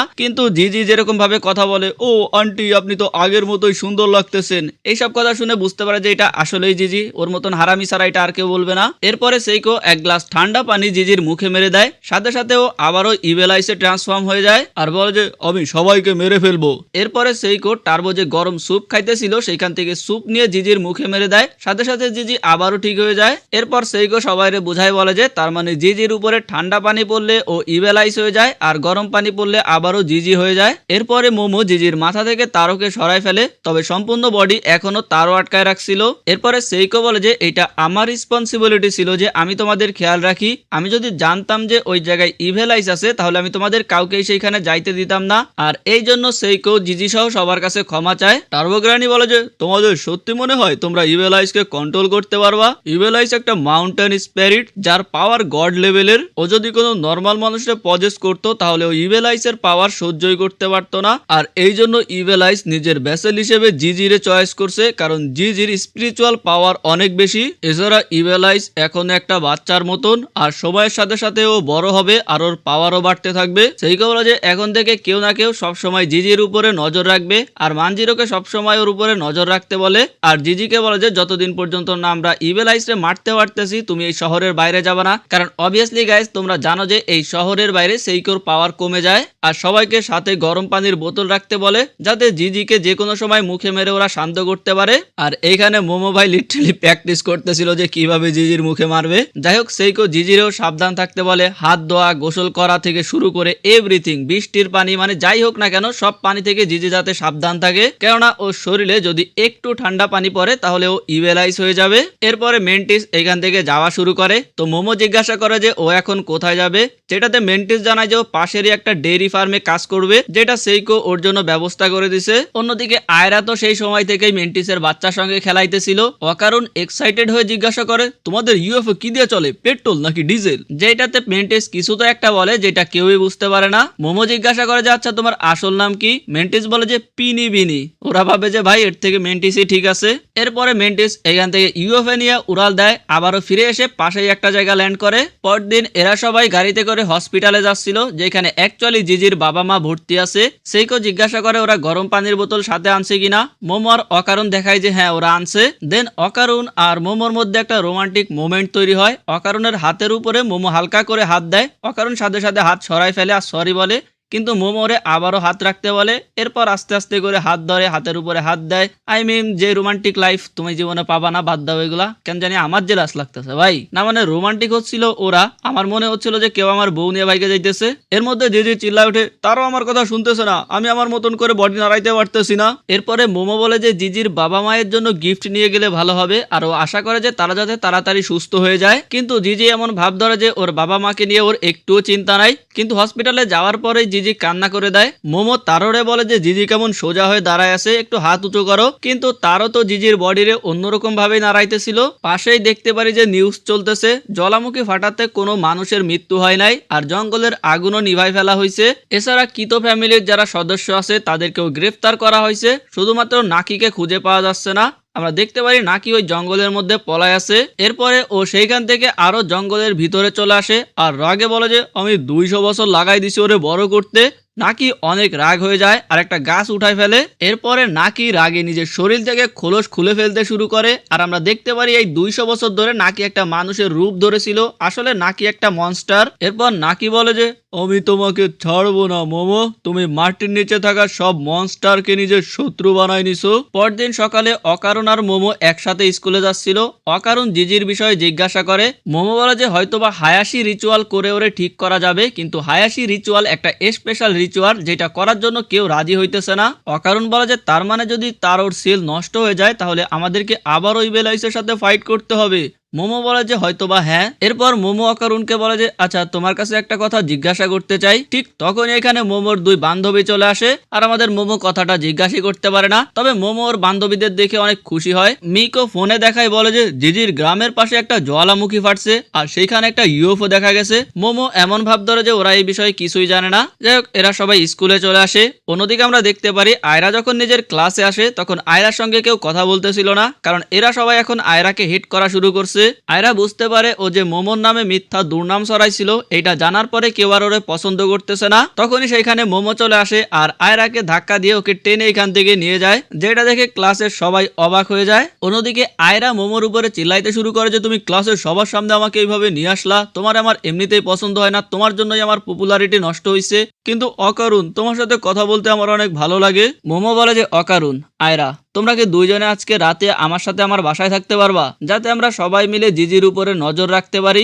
যেটাতে দুইজনই লজ্জা পায়, বাট এমন ভাব ধরে যে ওরা আসলে থাকতে চায় না, বাট বাধ্য হয়ে থাকতে হচ্ছে, এরকম একটা বিষয়। দেখো অকারুন মোমোর সাথে থাকতে চায় আর আয়রা থাকতে চায় অকারুনের সাথে, সো এটা সবার জন্যই লাভ। কিন্তু অকারুন আর আয়রা এটা বুঝতে দেয় না। ওরা এমন একটা ভাব ধরে যে চলো ভাই কি আর করা, থাকতেই হবে, এছাড়া তো আর কোনো উপায় নাই। যাওয়ার সময় মোমো আয়রাকে বলে যে তোমার তো মনে হয় এখন স্কুলে কোনো বন্ধুও নাই।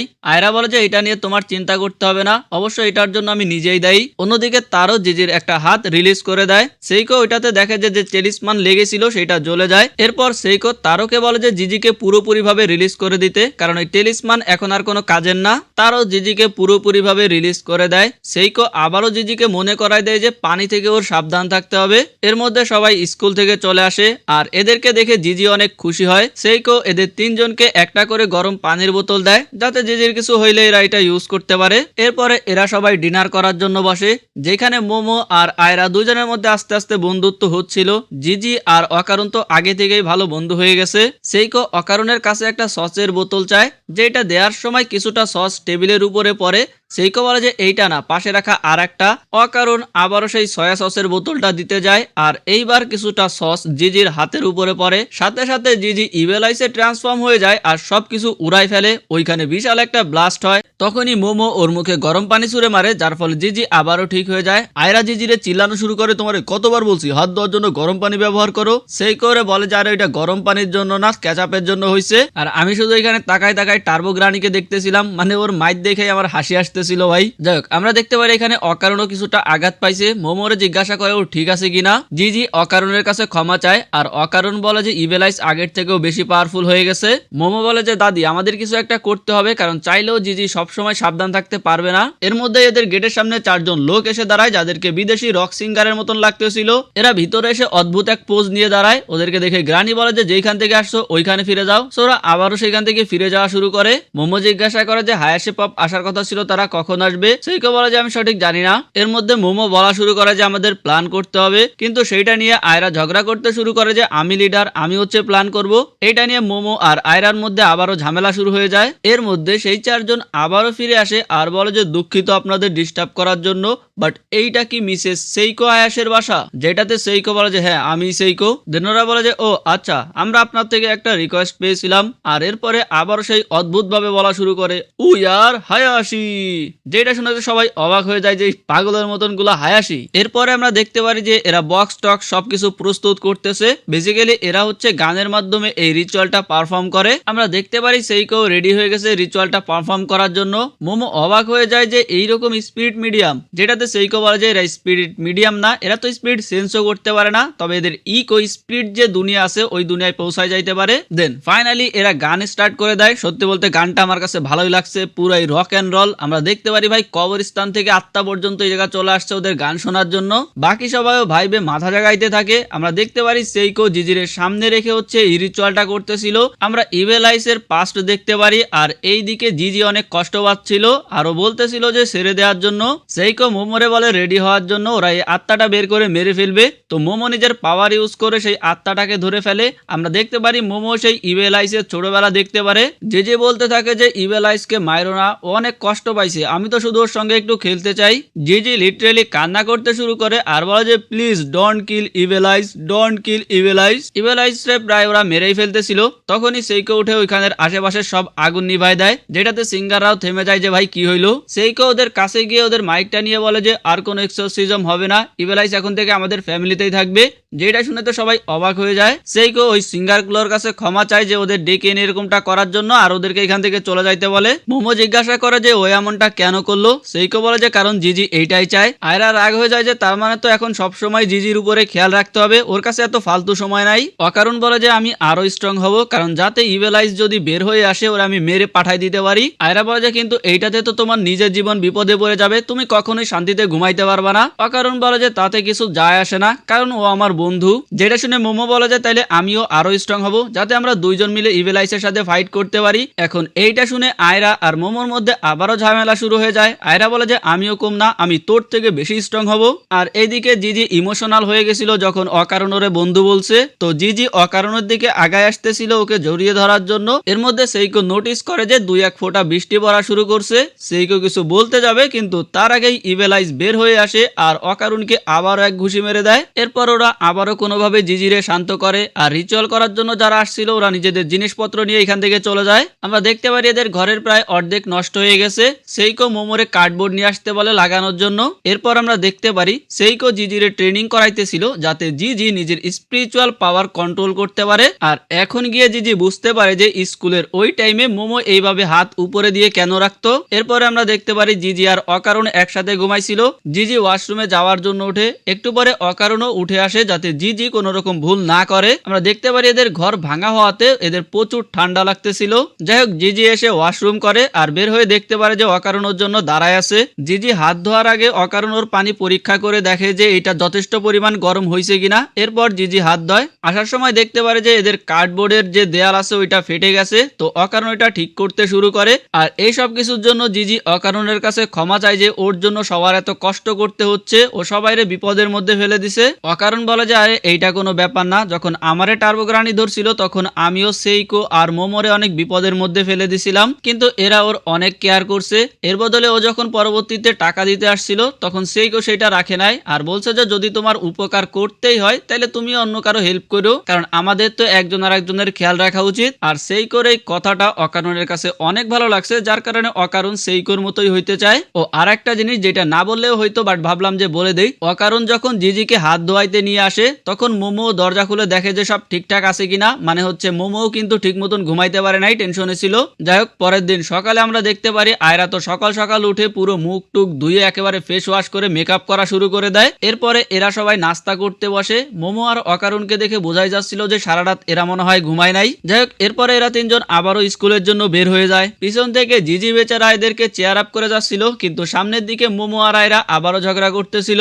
স্কুলে যাওয়ার পরে মোমোর বান্ধবীদেরকে বলে যে ও একটা পার্ট টাইম জব করতে চায় যাতে ওদের ঘরটা ঠিক করতে পারে, কারণ রাতের বেলা ওর অনেক ঠান্ডা লাগতেছিল। মুকো বলে যে রিডিনা বলতেছিল ওর কাছে একটা পার্ট টাইম জব আছে, ওর রেস্টুরেন্টের জন্য একজন ওয়েটার দরকার। যেটা শোনার সাথে সাথেই মোমো এই জব করার জন্য রাজি হয়ে যায়। স্কুল শেষ হইলে নিকো আর মোকো যায় অকারণের কাছে আর বলে যে মোমো তো জব করতে গেছে, তো তুমি আমাদের সাথে কফি খাইতে চলো। অকারণ যাইতে রাজি হচ্ছিল না, কিন্তু নিকো আর মোকো গুন্ডাদের মতন ওকে টেনে হিস্টে নিয়ে যাওয়া শুরু করে আর বলে যে তোমাকে তো শুধু আমাদের সঙ্গে একটু কফি খাইতে হবে। অকারণ বলে যে কিন্তু এইটাকে তো ডেট করা বলে। ওরা বলে যে জিজি যদি মোমোর সঙ্গে কফি খায় তাহলে কি তুমি এটারে ডেট বলবা? অকারণ বলে যে না। তারপরে এরা আবারও টেনে হিস্টে অকারণকে নিয়ে যাওয়া শুরু করে। ওরা অকারণকে একটা মেড ক্যাফে নিয়ে যায় যেখানে মেয়েরা অ্যাকচুয়ালি মেডদের কাপড় পরে সার্ভ করে, আর মোমো আসলে এই রেস্টুরেন্টে জব করতেছে আর এই জন্য ওর বান্ধবীরা অকারণকে এখানে নিয়ে আসছে।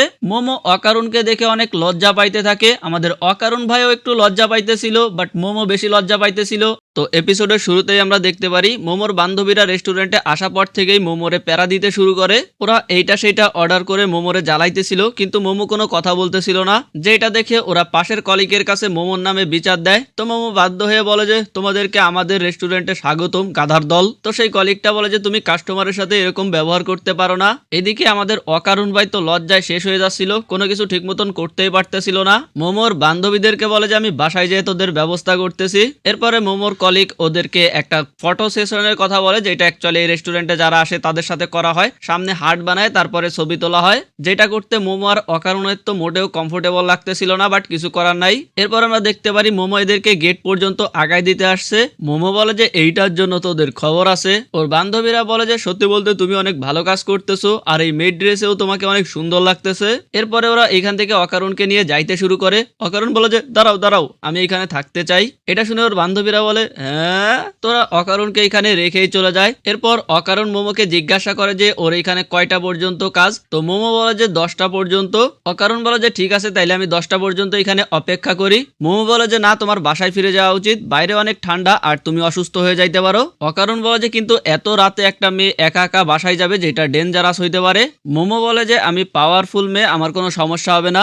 অকারণ বলে যে আচ্ছা ঠিক আছে। এইটা বলে অকারণ এখান থেকে যাওয়া শুরু করে আর মোমোর দিকে তাকাইছিল আর বলে যে টেক কেয়ার। এরপর অকারণ এইখান থেকে চলে যায় আর মোমো আবারও নিজের কাজে ফিরে যায়। ওইখানে বিভিন্ন কাস্টমারদের সার্ভ করে, তাদের সঙ্গে ছবি তোলে। এইভাবে ফাইনালি মোমোর টাইম শেষ হয়ে যায়। এরপরে মোমো বাইরে বের হয়ে আসে আর বাইরে বেরিয়ে এদিকে ওদিকে তাকিয়ে দেখে যে কোথাও অকারণ আছে কিনা। মানে যদিও মোমো অকারণকে চলে যাইতে বলছিল, তারপরও আশা করছিল যে অকারণ থাকতে পারে। সো মোমো যখন এদিকে ওদিকে তাকিয়ে দেখতে পারে যে কোথাও অকারণ নাই, ও নিজে একা একাই হাঁটতে শুরু করে। কিন্তু তখনই হঠাৎ করে অকারণ কোত্থেকে যেন দৌড়ায় চলে আসে আসে অকারণ পুরোপুরি ভাবে হাঁপাই গেছিল। মোমো বলে যে তুমি এখানে কি করতেছো, আমি তো ভাবছিলাম তুমি বাসায় ফিরে গেছো। অকারণ বলে যে এত রাতে একটা মেয়েরে আমি একা একা রেখে কিভাবে যাই, এখন তাড়াতাড়ি বাসার দিকে চলো। এইটা বলে অকারণ মোমোর হাত ধরতে যায়, কিন্তু তখনই রিয়েলাইজ করে হাত সরিয়ে ফেলে আর লজ্জাও পায়। কিন্তু এরপরই মোমো অকারণের হাত ধরে আর দুইজনে হাত ধরে হাঁটতে শুরু করে। আর এদের রোমান্টিক সিন দেখে কেন জানি আমার জেলাস হইতেছিল, যাই হোক কিছুই করার নাই। অন্যদিকে আমরা দেখতে পারি আয়রা শুয়ে শুয়ে কোল্ড কফি খাইতেছিল আর ওর পাশেই জিজি সেই ট্রেনিং করতেছিল। মানজিরো জিজিকে ঠেলে ফেলে দেওয়ার চেষ্টা করে, তবে পারে না। তার মানে হচ্ছে জিজি এখন নিজের স্পিরিচুয়াল পাওয়ার ভালোই কন্ট্রোল করতে পারে। সেইকো বলে যে তুমি এত তাড়াতাড়ি এটা শিখে যাবা আশা করি নাই। এরপরেও মানজিরোকে গরম পানি মারার জন্য রেডি থাকতে বলে, কারণ ওরা এখন এটা পরীক্ষা করে দেখবে যে জিজি ইভেলাইজকে কন্ট্রোল করতে পারে কিনা। যেটা শুনে জিজি ভয় পেয়ে যায়। সেইকো সয়া সসের একটা ফোঁটা ইভেলাইজের উপরে ফেলায়, যার ফলে ইভেলাইজ ওর উপরে হেভি হইতে শুরু করে। কিন্তু অনেক চেষ্টার পরে ফাইনালি জিজি ইভেলাইজরা বের হইতে দেয় না। তার মানে জিজি এখন ওরে কন্ট্রোলে রাখতে পারে। সেইকো বলে যে তারপরও বেশি ঠান্ডা পানি থেকে ওর সাবধান থাকতে হবে, বাট রেগুলার পানি ব্যবহার করতে পারে। এর মধ্যেই সেইখানে অকারণ আর মোমো আসে, যাদেরকে দেখে সেইকো জিজ্ঞাসা করে যে ওদের আসতে এত লেট হইলো কেন। তো মোমো বলে যে আমি একটা পার্ট টাইম জব নিছি। অকারণ আর মোমোর যেহেতু ঠান্ডা লাগতেছিল এই জন্য ওরা সেই গরম পানির বোতল নেয় খাওয়ার জন্য। এর মধ্যে আয়রা আর জিজি দুইজন একসাথে ওর দিকে আগায় আসতে যায়, তখনই ধাক্কা লেগে আয়রার কোল্ড কফি জিজির গায়ে লেগে যায়। সবাই জিজির উপরে পানি মারতে যায়, কিন্তু ইভেলাই সাথে সাথে সেইখানে সেই কার্স হাউস বানায় ফেলে, যেটার মধ্যে মোমোকে নিয়ে যায়। সেইকো একটা তেলিসমান দিয়ে ব্যারিয়ার ভাঙার চেষ্টা করে, তবে তাতে কিছুই হয় না। ইভেলাইজ মোমোকে মারার জন্য আগায় যায়, তখন মোমো নিজের সাইকিক পাওয়ার ইউজ করে ইভেলাইজকে দূরে সরায় দেয়। ইভেলাইজ নিজের ঘরটাই আস্তে আস্তে ছোট করে একেবারে মোমোর কাছে চলে আসে আর মোমোর গলা ধরে মারতে যায়। তখনই মোমো নিজের মুখে থাকা গরম পানি ইভেলাইজের উপরে মেরে দেয়, যার ফলে জিজি আবারও ঠিক হয়ে যায়। আমরা দেখতে পারি মোমো আসার পরে যে পানি খাইতেছিল, ইভেলাইজ হওয়ার আগে ও এক ডোক পানি মুখের ভিতরে নিছিল আর সেইটাই ওর মুখের মধ্যে ছিল। জিজি দেখতে পারে ও মোমোর গলা ধরে আছে, এই জন্য মোমোর কাছে ক্ষমা চায়। কিন্তু তখনই অকারণ এসে জিজিকে ধাক্কা দিয়ে সরিয়ে দেয় আর মোমোর কাছে জিজ্ঞাসা করে ও ঠিক আছে কিনা। সেই কেউ এসে জিজিকে একটা তোয়াল দেয় আর বলে যে এইটাতে তোমার কোনো দোষ নাই। তবে জিজি খেয়াল করে যে এর ফলে সেইকোর হাত জ্বলে গেছে আর মোমো আর অকারণ দুইজন অনেক ক্লোজ হয়ে গেছে, যার ফলে ওর কাছে একটু খারাপ লাগে। রাতের বেলা আয়রা মোমোর কাছে ক্ষমা চায় যে ওর কোল্ড কফির কারণে ইভেলাইজ বের হয়ে আসছে, যেটাতে মোমো বলে যে আরে এটা নিয়ে এত চিন্তা করো না, ঘুমাই পড়ো। অন্যদিকে জিজি আর অকারণ এক রুমে ঘুমাইছিল, তবে একজন আর একজনের সাথে কথা বলে না। পরদিন আমরা দেখতে পারি ম্যান্টিসে একজন লোক এসে বলে যে তোমার সাথে একজন দেখা করতে আসছে। আমরা দেখতে পারি এটা আর কেউ না, অকারণ ছিল। আর মেন্টিসকে মানুষের রূপে দেখে অকারণ অবাক হয়ে যায়। আর তোমরা জানো যে অকারণ এইসব বিষয়ে একটু বেশি জানতে চায়, এই জন্য মেন্টিসকে জিজ্ঞাসা করতে শুরু করে যে তোমার মতন মানুষের রূপ ধরে এই পৃথিবীতে কয়জন আছে। মেন্টিস বলে যে আমি জানি না, বাট তুমি এখানে কি করতে আসছো। অকারণ ওর কাছে অনুরোধ করে যে আমাকে তোমার স্টুডেন্ট বানাও আর তোমার মতন পাঞ্চ করা শিখাও। মেন্টিস ওরে নিষেধ করে দেয়, কারণ ভায়োলেন্স খারাপ জিনিস।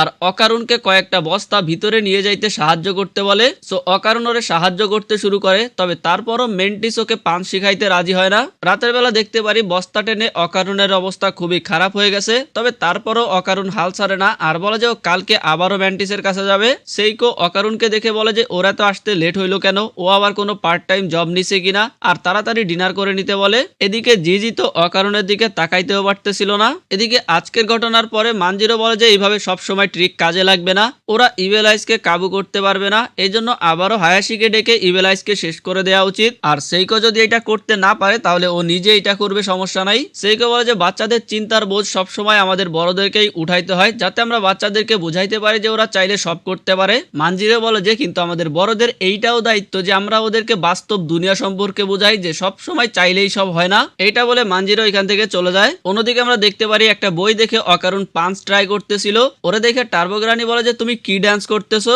অকারণ বলে যে আমি কোনো ড্যান্স করতেছি না, আমি পাঞ্চ করা শিখতেছি যাতে আমি স্ট্রং হয়ে ইভেলাইজকে হারাইতে পারি। টার্বোগ্রানি বলে যে তুমি কি পাঞ্চ করা শিখতে চাও নাকি স্ট্রং হইতে চাও। অকারণ বলে কিন্তু দুইটা তো একই জিনিস। টার্বোগ্রানি বলে যে না, তুমি যদি পাঞ্চ করে স্ট্রং হইতে চাও তাহলে তুমি ইভেলাইজের সাথে কখনোই পারবা না, কারণ ইভেলাইজ তোমার থেকে অনেক স্ট্রং। টার্বোগ্রানি আবারও জিজ্ঞাসা করে তুমি কি পাঞ্চ করা শিখতে চাও নাকি স্ট্রং হইতে চাও। এইবার অকারণ বলে যে আমি স্ট্রং হইতে চাই। টার্বোগ্রানি বলে যে ঠিক আছে, চাইলে আমার সাথে চলো। আমরা দেখতে পারি ওরা বের হয়ে যায় আর ওদেরকে পিছন থেকে আয়রা দেখে ফেলে আর আয়রা ওদের পিছু করতে থাকে। টার্বোগ্রানি অকারণকে ওর স্কুলে নিয়ে যায় আর ভিতরে যাইতে বলে, কিন্তু তখনই আয়রা ওর সামনে চলে আসে আর বলে যে এত রাতে ও এখানে কি করতেছে। অকারণ আয়রাকে বলে যে ভাই প্লিজ এই কথা আর কাউরে বইলো না আর তুমি এখান থেকে চলে যাও, কিন্তু আয়রা ওর কথা শোনে না, ভিতরে চলে আসে। যার ফলে টার্বোগ্রানি ওরে একটু অপমান সম্মান করে কথা বলে। সাথে সাথে আয়রা নিজের অ্যাক্রোবেটিক সিল্কি রূপে চলে আসে আর টার্বোগ্রানিকে গাইলানো শুরু করে। অকারণ ওদের দুইজনকে শান্ত করে আর আয়রাকে সবকিছু খুলে বলে। আয়রা বলে যে তাহলে আমিও স্ট্রং হব। এরপর টার্বোগ্রানি ওদেরকে মিউজিক ক্লাসে নিয়ে আসে, যেখানে অনেক মিউজিশিয়ানের ছবি লাগানো ছিল। আয়রা এখানে ভয় পাওয়ার অভিনয় করে যাতে ও অকারণের সাথে মিশে থাকতে পারে, কিন্তু তখনই একটা আওয়াজ হয় আর ভয়ে আয়রা অকারণকে ঘুষি মেরে দেয়। টার্বোগ্রানি বলে আরে এটা তো আমি ছিলাম, ও আসলে একটা পিয়ানো বাজাইছিল। যেটা দেখে আয়রা ওরে গালি দেওয়া শুরু করে আর বলে যে শালার বিলার বাচ্চা, তোরে আমি মেরে ফেলবো। এরপরে টার্বোগ্রানি আস্তে আস্তে পিয়ানো বাজানো শুরু করে আর এর সাথে অকারণকে লাফাইতে বলে। অকারণ সেইটাই করে। টার্বোগ্রানি বলে যে এইটা হচ্ছে তোমার কমব্যাট রিদম। এরপরেও আরো জোরে পিয়ানো বাজাইতে শুরু করে আর বলে এইটা হচ্ছে হলো ইভেল আইসের কমব্যাট রিদম। আমরা দেখতে পারি অকারণ যেই টাইমে 2বার জাম্প করে ততক্ষণে ইভেল আইস 4বার জাম্প করতে পারে। ইভেল আইস বলে যে তার মানে টার্বোগ্রানির চাইতে ইভেল আইসের স্পিড বেশি। ইভেল আইস চিল্লায় ওঠে যে আমি সব চাইতে দ্রুত, আমি তো শুধু টেকনিকের কথা বলতেছিলাম। এক বিটে তুমি 2টা অ্যাকশন করতে পারো আর ততক্ষণে ইভেল আইস 4টা অ্যাকশন কমপ্লিট করে। ইভেন আয়রাও এক বিটে 4টা অ্যাকশন করতে পারে, কিন্তু ইভেল আইস নিজের কার্স হাউসের মধ্যে এক বিটে 10টা অ্যাকশন করতে পারে। এর মধ্যেই পিয়ানো আবারও বেজে ওঠে। টার্বোগ্রানি বলে যে এইবার আমি বাজাই নেই। আমরা দেখতে পারি টার্বোগ্রানির পিছনে একটা বড় মাথাওয়ালা মিউজিশিয়ানের ভূত বসে আছে। এই ভূতটা খুবই জোরে পিয়ানো বাজাইতে শুরু করে, যার ফলে এদের অবস্থা খারাপ হয়ে যায়। টার্বোগ্রানি বলে যে ওরা চলে আসছে আর আমরা দেখতে পারি এখানে আরো 6 জন মিউজিশিয়ানের ভূত চলে আসছে। ভূতগুলা এসে জিজ্ঞাসা করে যে এইরকম ফালতু সুরে মিউজিককে বাজাইতেছিল, যেটাতে আয়রা আর অকারণ বলে যে আমরা না ভাই, আমরা বাসায় চলে যাইতেছি। কিন্তু তখনই টার্বোগ্রানি বলে যে এরাই বাজাইছে। যেটা শুনে ভূতগুলো এদের উপরে অ্যাটাক করে দেয় আর ওরা দুইজন নিজেদের ইউকাই ফর্মে চলে আসে। ভূতগুলো এদের উপরে মিউজিকের মাধ্যমে অ্যাটাক করতেছিল আর এইগুলো যদি লাগে তাহলে সেগুলো ব্লাস্ট করতেছিল। টার্বোগ্রানি চিল্লাইতে শুরু করে গাধা, এইগুলো তোদের ডস করতে হবে কারণ এই সিম্বলগুলো বোমের মতন। টার্বো বলে যে বিশেষ করে ওই রেস্ট সিম্বলটা থেকে বেঁচে থাকিস, ওইটা লাগলে পুরো রেস্ট ইন পিস হয়ে যাবি। অকারণ আর আয়রা তো দেখেই ভয় পেয়ে যায় যে ওরা এত নোট কিভাবে ডস করবে। এর মধ্যেই ভূতগুলো একটা মিউজিক বাজায় আর ওরা সবাই একটা গমের বড় ক্ষেতের মধ্যে চলে আসে। ভূতগুলো এদের উপরে সেইখানে অ্যাটাক করতে শুরু করে। অকারণ আর আয়রা দৌড়ে দৌড়ে সেইগুলো ডস করার চেষ্টা করতেছিল, তবে অকারণের চাইতে আয়রা খুব ইজিলি এইগুলো ডস করতে পারতেছিল, কারণ তোমরা আগের এপিসোডে দেখছিলা যে আয়রার অ্যাকশন টাইম অকারণের চাইতে বেশি। এর মধ্যে সেই রেস্ট নোটটা এসে অকারণের লাগে আর অকারণ প্যারালাইজ হয়ে যায়। টার্বোগ্রানি চিল্লাইতে শুরু করে শালার পুত্তরে আমি বলছিলাম না এটা থেকে সাবধান থাকতে। এর মধ্যে আরো একটা রেস্ট নোট এসে টার্বোর লাগে আর টার্বো প্যারালাইজড হয়ে যায়। সাথে সাথে ভূতগুলো অন্য নোট দিয়ে ওদের উপরে ব্লাস্ট করতে শুরু করে। আমরা দেখতে পারি অকারণ নিজের হিউম্যান ফর্মে চলে আসছে আর নিজেরে দোষ দিতে থাকে যে আমি একটা ইউজলেস, কিছুই করতে পারি না। টার্বোগ্রানি ওর মুখে কাদা ছুঁড়ে মারে আর চিল্লাইতে থাকে যে শালার পুত এখনই তোর জ্বলে ওঠার সময় আর তোর রিদম সম্পর্কে কোনো সেন্সই নাই। ভালো একটা মিউজিক মনে কর আর সেই মিউজিকের রিদমের সাথে নিজের বডিরে মুভ কর।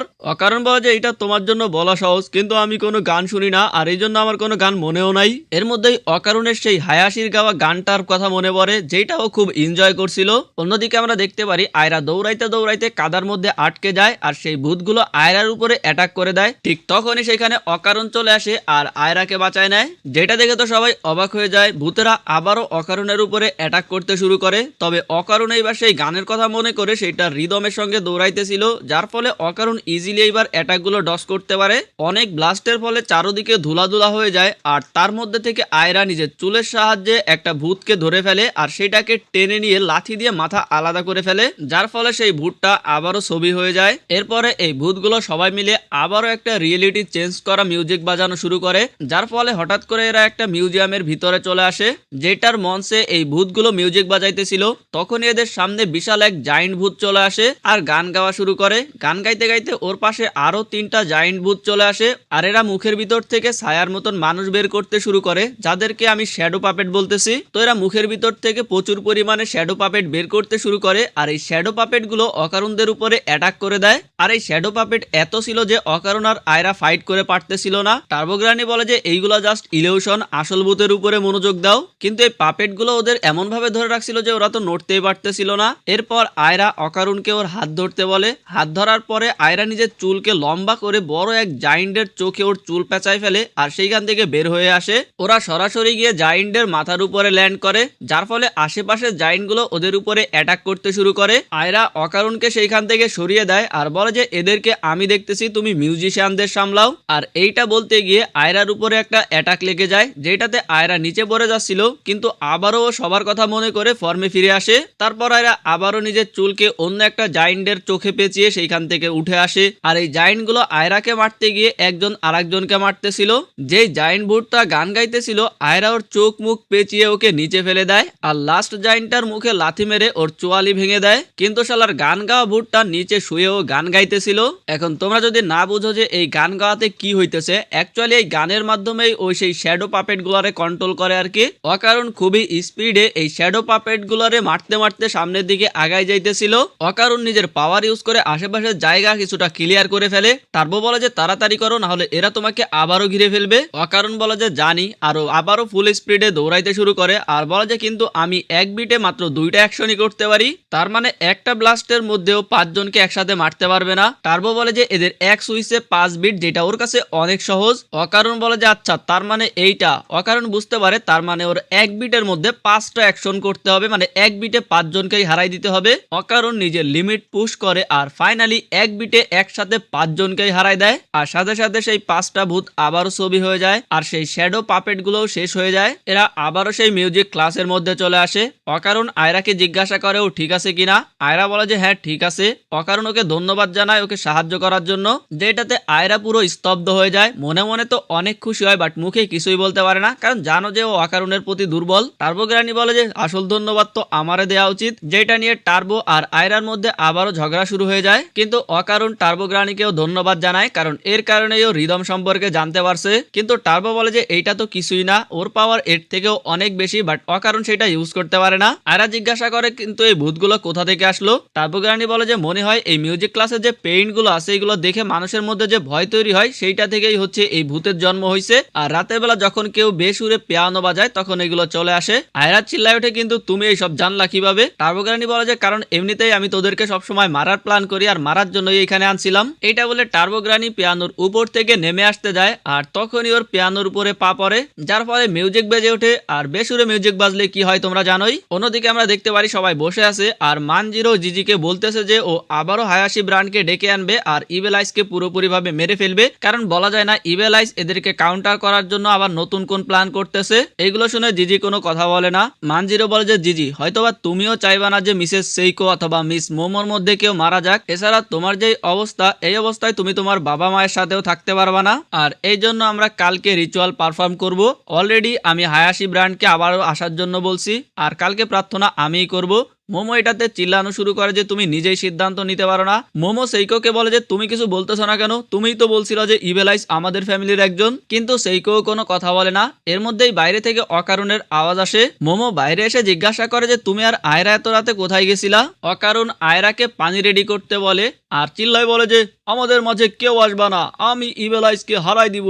মোমো বলে যে অকারণ তুমি কি পাগল হয়ে গেছো নাকি, এইটা কোনো খেলা না। অকারণ বলে যে যখন তোমার উপরে ইভেল আইস অ্যাটাক করছিল তখন আমি অনেক রাগ হয়ে গেছিলাম, আমি সত্যি তখন অনেক রাগ হয়ে গেছিলাম। প্রথমে তো আমি ভাবছিলাম আমরা খুব সহজেই ইভেল আইসকে সামলাইতে পারবো, কিন্তু ইভেল আইস অনেক ডেঞ্জারাস আর চালাকও, তাই এইটারে আমি মোটেই ইগনোর করতে পারি না। কিন্তু তোমরা ইভেল আইসকে অ্যাকসেপ্ট করতে চাও তো জিজি তুমি চিন্তা করো না, তোমার ইভেল আইস রে যে বাঁচায় রাখার ইচ্ছা সেটা আমি পূরণ করব। মানজিরো বলে যে তাকুরা-সান প্লিজ শান্ত হও তুমি, কালকেই আমরা এক্সোরসিজম করে ইভেল আইসকে মেরে ফেলবো। সেইকো মানজিরোকে থামিয়ে দেয় আর বলে যে ওর কথায় আগুন আছে, সো ওরে আন্ডার এস্টিমেট করো না। আয়রা পানি মারার জন্য রেডি হয়ে যায়। অকারণ বলে যে মোমোসান সাইডে যাও। জিজিও প্রস্তুত হয়ে যায় আর অকারণকে বলে যে আমার তোমার উপরে ভরসা আছে। এরপরে আয়রা জিজির উপরে পানি মেরে দেয়। জিজি সাথে সাথে ইভেল আইস হয়ে যায় আর অকারণ ওর উপরে অ্যাটাক করে দেয়। তবে এইবার ইভেল আইস অকারণের সাথে আর পারতেছিল না। ইভেল আইস অকারণে ওর কার্ড হাউসের মধ্যে বন্দি করার চেষ্টা করে, কিন্তু অকারণ সেইখান থেকে বের হয়ে যায় আর ফুল স্পিডে গিয়ে ইভেল আইসের পেটে মাথা মেরে দেয়, যার ফলে ইভেল আইস উড়ে গিয়ে ঘরের উপরে পড়ে আর যেইটুকু ঘর বাকি ছিল সেইটুকু ভেঙে যায়। এরপর অকারণ নিজের হিউম্যান ফর্মে ফিরে আসে। ইভেল আইস উঠে বলে যে আজকে তো আমার অনেক মজা লাগছে, চলো আরো ফাইট করি, তাড়াতাড়ি ট্রান্সফর্ম হয়ে যাও। আয়রা বলে যে অকারণ অলরেডি ফুল থ্রোটাল চলে গেছে, এরপরে ওয়ার ট্রান্সফর্ম হইতে পারবে না। অকারণ বলে যে ফাইট এখনো শেষ হয় নাই, আর সবাইকে পিছনে থাকতে বলে। মোমো সেইকোকে বলে যে আমাদেরকে অকারণকে সাহায্য করতে হবে। সেইকো বলে যে যদি আমরা এর ভিতরে যাই তার মানে হচ্ছে আমাদের ইভেল আইসকে এক্সরসাইজ করতে হবে। টার্বো অকারণকে বলে যে সেইকো আর বাকিদের হেল্প তোমার লাগবে কিনা, কারণ তোমার পা কাঁপতেছে, হয়েছে, তুমি তো ঠিক মতন দাঁড়াইতেই পারতেছো না। এদিকে ইভেল আইস অকারণের কাছে চলে আসে আর বলে যে তাড়াতাড়ি ট্রান্সফর্ম হয়ে যাও, অপেক্ষা করা আমার পছন্দ না। আর এদিকে বাকি সবাই রেডি হয়েছিল ইভেল আইসের সঙ্গে ফাইট করার জন্য। তখনই অকারণ বলে যে আমি দুর্বলদের বুলি করি না, যেটা শুনে সবাই অবাক হয়ে যায়। অকারণ বলে যে এই ফাইটের মাধ্যমে আমি বুঝতে পারছি তুমি আমাকে কখনোই হারাইতে পারবা না, তুমি উইক। এটা শুনে তো ইভেল আইস রাগ হয়ে যায় আর বলে যে তোমার সাহস কি করে হলো, আমি দুর্বল না, আমি স্ট্রং। অকারণ বলে উইক, ইভেল আইস বলে স্ট্রং, অকারণ বলে উইক, ইভেল আইস বলে স্ট্রং। এভাবে দুইজন তর্ক করতে থাকে। অকারণ বলে যে যদি তুমি আরো স্ট্রং হও তাহলে আমি তোমার সঙ্গে ফাইট করব। ইভেল আইস বলে যে ঠিক আছে, তাহলে আমি আরো স্ট্রং হব। অকারণ বলে যে কিন্তু যারা অন্যদের সাথে ফাইট করে আমি তার সাথে ফাইট করব না, তুমি যদি আমার সাথে ফাইট করতে চাও তাহলে শুধু আমার সাথেই ফাইট করতে হবে। ইভেল আইস বলে যে ঠিক আছে, আমি শুধু তোমার সাথেই ফাইট করব। অকারণ বলে কিন্তু তুমি বলছো তুমি সব মানুষকে মেরে ফেলবা, তোমাকে আমি বিশ্বাস করি না। এটা শুনে ইভেল আইস বিরক্ত হয়ে পিছনের দিকে যায় আর মাটির সাথে পা মারতে মারতে বলে যে আমি তোমাকে বলছি না আমি শুধু তোমার সাথেই ফাইট করব। অকারণ বলে কিন্তু আমি তো স্কুলে থাকি, তাই সবসময় তোমার সঙ্গে ফাইট করতে পারবো না, আমি সপ্তাহে একদিন তোমার সাথে ফাইট করব। তুমি যদি এই কন্ডিশনে রাজি হও তাহলে ফাইট করবো, নাইলে না। মানজিরো সেইকোকে বলে যে মাস্টার, কিন্তু সেইকো বুঝতে পারে অকারণ আসলে কি প্ল্যান করতেছে। টার্বো অকারণের ঘাট থেকে নেমে আসে আর মোমোকে জিজ্ঞাসা করে যে অকারণ কি করার চেষ্টা করতেছে। টার্বো বলে যে অকারণ আসলে ওর খেলার সাথী হইতে চায়। এরপরে আমরা একটা ফ্ল্যাশব্যাক দেখতে পারি, যেখানে অকারণ টার্বো গ্রানিকে বলে যে ইভেল আইস আসলে একটা বাচ্চা যে শুধু খেলতে চায়, আর এই যে ফাইট করাটা ওর কাছে খেলার মতন, এই যে মানুষ মারতে চায় এইটা ওর কাছে একটা খেলা, আর এই জন্য অকারণ ওর খেলার সাথী হইতে চায়। আর ও যদি পার্মানেন্টলি ইভেল আইসের খেলার সাথী হয়ে যায় তাহলে ইভেল আইস আর বাকি কাউরে হার্ট করবে না। প্রেজেন্ট টাইমে অকারণ ইভেল আইসকে বলে যে তাইলে তুমি আমার সাথে ছাড়া আর কারোর সাথে ফাইট করতে পারবা না, আর প্রতি বৃহস্পতিবার আমরা স্কুল শেষে ফাইট করব। ইভেল আইস সাথে সাথে ওর জাইঙ্গা খুলে ফেলে আর বলে যে এরা বলতেছে এরা তোর শর্তে রাজি হইতে পারতেছে না, এই জন্য যতদিন আমি তোরে মেরে না ফেলবো এটা তোর কাছে রাখ। অকারণ বলে যে ঠিক আছে, এইটাও খুব যত্ন করে রাখবে। ইভেল আইস বলে যে আমি তোরে খুব তাড়াতাড়ি মেরে ফেলবো, এইটা অনেক মজা হবে। আর সাথে সাথেই জিজি নরমাল হয়ে যায়। জিজি ভাবতেছিল ও আবার কাউরে আঘাত করছে কিনা, কিন্তু অকারণ বলে যে তুমি কাউকে আঘাত করো নাই আর করবাও না, এখন থেকে তুমি নরমাল লাইফ কাটাইতে পারবা। যেটা শুনে জিজি ইমোশনাল হয়ে যায়। তখনই সেইকো বলে যে নাইস, আর জিজি তাকায় দেখে যে সবাই ওর দিক থেকে মুখ ফিরাই আছে। আর জিজি জিজ্ঞাসা করে যে সবাই ওর দিক থেকে মুখ ফিরাই আছে কেন। আই গেস গাইস তোমরা বুঝতেই পারছো, কারণ হচ্ছে জিজি ল্যাংটা। পরদিন মানজিরো এখান থেকে চলে যাচ্ছিল আর যাওয়ার সময় ও ইভেল আইসের জাইঙ্গাটা নিয়ে যায় আর বলে যে এই কার্ড আইটেমটা ও ওর শ্রাইনের মধ্যে যত্ন করে রাখবে। সেইকো বলে যে কোনো সমস্যা হইলে আমাদের সাথে কন্ট্যাক্ট করো। মানজিরো বলে যে ঠিক আছে। এরপর মোমো বলে যে আমরা তোমাদের গ্রামে আবার কোনো একদিন ঘুরতে যাব, আর মেক শিওর করে যে তখন যেন তোমার শ্রাইনে আসল সূচিনকো থাকে। মানজিরো বলে এইটা শিওরিটি তো আমি দিতে পারতাছি না, বাট অবশ্যই আমি কোনো বড় বুট ইউবার হয়ে যাব। এইটা বলে মানজিরো এখান থেকে চলে যায়। এর মধ্যেই জিজির বাবা মা এখানে চলে আসে আর সেইকোকে ধন্যবাদ জানায় জিজির এতদিন খেয়াল রাখার জন্য। আর টার্বো গ্রানি এই ব্যাগটা দেখে লোভে পড়ে যায়। সেইকো জিজির বাবা মায়ের কাছে ক্ষমা চায় এতদিন ভালো করে জিজির খেয়াল রাখতে না পারার জন্য, যেটা দেখে সবাই অবাক হয়ে যায়, কারণ এরা প্রথমবার সেইকোরে এইভাবে কথা বলতে দেখলো। সেইকো জিজিরে বলে যে ট্রেনিং কন্টিনিউ রাখো, কারণ ইভেল আইস এখনো তোমার ভিতরে আছে, আর যদি কোনো সমস্যা হয় তাড়াতাড়ি আমাদের এখানে চলে আইসো। এরপরে জিজি ওর বাবা মায়ের সাথে এইখান থেকে চলে যায়। আয়রা এখান থেকে যাওয়া শুরু করে আর বলে যে চলো আমিও বাসায় চলে যাই। অকারণ তোমারও বাসায় যাওয়া উচিত। মোমো এদের দুইজনকে ধন্যবাদ জানায়। অকারণ বলে যে না, উল্টো তোমাকে ধন্যবাদ দেওয়া উচিত আমাদেরকে তোমাদের বাসায় থাকতে দেওয়ার জন্য, আর চলো কালকে দেখা হবে। মোমো বলে শুধু এইটুকুই, যেটাতে অকারণ লজ্জা পাইতে শুরু করে। মোমো কাছে এসে অকারণকে গুতাইতে শুরু করে আর বলে যে এতটুকুই, মানে বুঝতে পারতেছো মোমো অন্য কিছু শুনতে চায়। যেটা দেখার সাথে সাথেই আয়রা এসে মোমোর সঙ্গে ঝামেলা লাগাই দেয় যে ওই তুই তাকাকুরার সঙ্গে কি করতেছিস, কারণ তোমরা তো জানোই যে আয়রা অকারণকে পছন্দ করে। অকারণ কোনো মতে এখান থেকে আয়রাকে নিয়ে যায়। মোমো বলে যে ফাইনালি এইবার একটু সবকিছু শান্ত হয়েছে, কিন্তু তখনই গিয়ে খেয়াল করে ওদের ঘর তো পুরাই শেষ। সেইকো বলে যে চলো কোনো বাথ হাউসে গিয়ে মজা করা যাক, যেটা শুনে মোমো আর টার্বো গ্রানি তো খুশি হয়ে যায়। এরপরে ট্রেনে করে ওরা একটা বাথ হাউসে যায়, যেখানে ন্যাচারাল হট স্প্রিং এর মজা নেয়। এরপর মেসেজ করে আবারও হট স্প্রিং এর মজা নেয়, মানে পুরা দিন পুরা চিল করে। এরপর যাওয়ার সময় মোমো জিজ্ঞাসা করে যে আমাদের ঘরের কি হবে। সেইকো বলে যে ওইটাকে আবার নতুন করে বিল্ড করতে হবে। মোমো বলে যে আমাদের কাছে কি এত টাকা আছে। সেইকো বলে যে না, যা ছিল তাও আজকে শেষ করে ফেলছি। মোমো বলে যে আমি মাত্রই পার্ট টাইম জব শুরু করছি, আমার কাছেও টাকা নাই। সেইকো বলে যে তোমার কাছে টাকা চাইছে কে। মোমো বলে যে এত মানুষ আমাদের বাসায় থাকে, ওদের কাছ থেকে ভাড়া নিলেও তো পারেন, সবকিছু নিজের কাঁধে নেওয়ার কি দরকার। সেইকো বলে যে নিজের দাদিকে কম মনে করো না। কথা বলতে বলতেই এরা বাসার সামনে চলে আসে আর দেখতে পারে যে গেটের সামনে একটা মাইনক্রাফটের মতন দেখতে এলিয়েন দাঁড়ায় আছে। সাথে সাথেই দুইজন লাথি মেরে ওরে দূরে ফেলাই দেয় আর বলে যে এইটা আমাদের প্রাইভেট প্রপার্টি। তখনই পিছন থেকে অকারণ বলে যে মিস আয়াসে প্লিজ দাঁড়াও। আর আমরা দেখতে পারি অকারণের সাথে আয়রা, মেন্টিস আর চিকোতিতা এখানে আসছে। অকারণ বলে যে আয়রা আর ওর এদের ঘরের চিন্তা হচ্ছিল, এই জন্য ওরা মেন্টিসের কাছে গেছিল যে ওদের ঘর বানানোতে ও কোনো হেল্প করতে পারবে কিনা। আর মেন্টিস ওর ফ্রেন্ড লুড্রিসরে এখানে ডাকছে। মোমো ওর কাছে ক্ষমা চায় ওকে লাথি মারার জন্য। মেন্টিস বলে যে এ হচ্ছে কনস্ট্রাকশন স্পেশালিস্ট আর এ ওদের ঘর খুব তাড়াতাড়ি বানাই দিতে পারবে। সেইকো বলে যে তোমাদের বাসায় গিয়ে আগে রেস্ট করা দরকার ছিল। অকারণ আর মেন্টিস বলে যে কিন্তু আমরা আপনার হেল্প করতে চাই, কারণ আপনি আমাদের অনেক সাহায্য করছেন। সেইকো বলে যে আচ্ছা ঠিক আছে তাইলে করো। এরপর মেন্টিস ওদেরকে এক ধরনের কিউব দেখায় যেটারে যেমন ইচ্ছা তেমন শেপ দেয়া যায়, আবার সেটা ভেঙে গেলে অটোমেটিকলি রিপেয়ার হয়ে যাবে। ইভেন এই কিউব ধরে যদি ব্রেনের মধ্যে কিছু ইমেজিন করে সেই অনুযায়ী এইটা শেপ নিয়ে নেয়। মোমো একটা কিউব হাতে নিয়ে ইমেজিনের মাধ্যমে একটা বুদ্ধার স্ট্যাচু বানায়। এরপরে এরা সবাই ঘর বানানোর কাজে লেগে পড়ে, কিন্তু আয়রা আর চিকুতিতা তো খেলা করতেছিল আর আমাদের নবাব টার্বোগ্রানি পায়ের উপরে পা রেখে শুয়েছিল।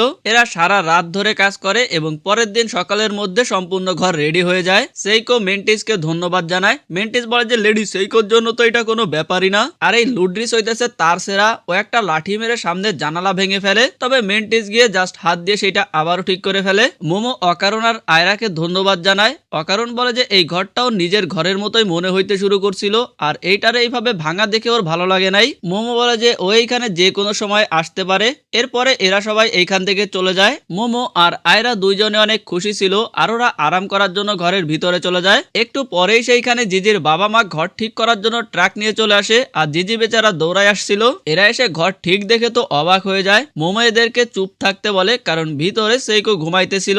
এরপর আমরা দেখতে পারি জিজি আর মোমো স্কুলে যাইতেছিল। মোমোরে জিজ্ঞাসা করে যে ইভেলাইস এখন কোনো সমস্যা করে কিনা। জিজি বলে যে এর মধ্যে আরো দুই একবারও ইভেলাইসে ট্রান্সফর্ম হয়েছিল, বাট ইভেলাইস কোনো সমস্যা করতেছে না। ও নিজের জাইঙ্গার প্রমিস নিভাইতেছে আর মনে হয় ওর আর ইভেলাইসের মধ্যে কোনো কানেকশন হয়ে গেছে। মোমো বলে যে তাহলে তো ভালোই, আর কিছু হইলে আমাদের এখানে চলে আইসো। এরপর জিজি মোমোরে জিজ্ঞাসা করে যে তুমি কাউকে ভালোবাসো কিনা, যেটা শুনে মোমো শকড হয়ে যায় আর ওইখানে দাঁড়ায় পড়ে। অ্যাকচুয়ালি ও লজ্জা পাইতেছিল আর কি, যেটা দেখে জিজি ওর মজা নিতে শুরু করে আর মোমো ওরে মারতে শুরু করে। এর মধ্যেই সেইখানে অনেকগুলা মেয়ে চলে আসে আর জিজির খোঁজ খবর নেওয়া শুরু করে, কারণ জিজি অনেকদিন স্কুলে আসে নাই। তোমরা তো জানোই আমাদের জিজি ভাই স্কুলে কতটা ফেমাস। এদের মধ্যে একটা মেয়ে জিজিরে কোল্ড ড্রিঙ্কস খাইতে দেয়, যেটা খাওয়ার সাথে সাথেই জিজি ইভেলাইসে ট্রান্সফর্ম হয়ে যায়। তবে এইবার ওর কাপড়গুলো ঠিকই থাকে আর সামনে থাকা মেয়েগুলোর কোনো রিয়াকশন চেঞ্জ হয় না, মানে হয়তোবা সাধারণ মানুষ ওর এই রূপ দেখতে পারে না। মেয়েটা জিজ্ঞাসা করে যে এই কোল্ড ড্রিঙ্কস এর টেস্টটা ওর কাছে কেমন লাগছে। ইভেলাইস বলে যে আমি তোরে জবাই করব, এইটার টেস্ট আরো ভালো লাগবে।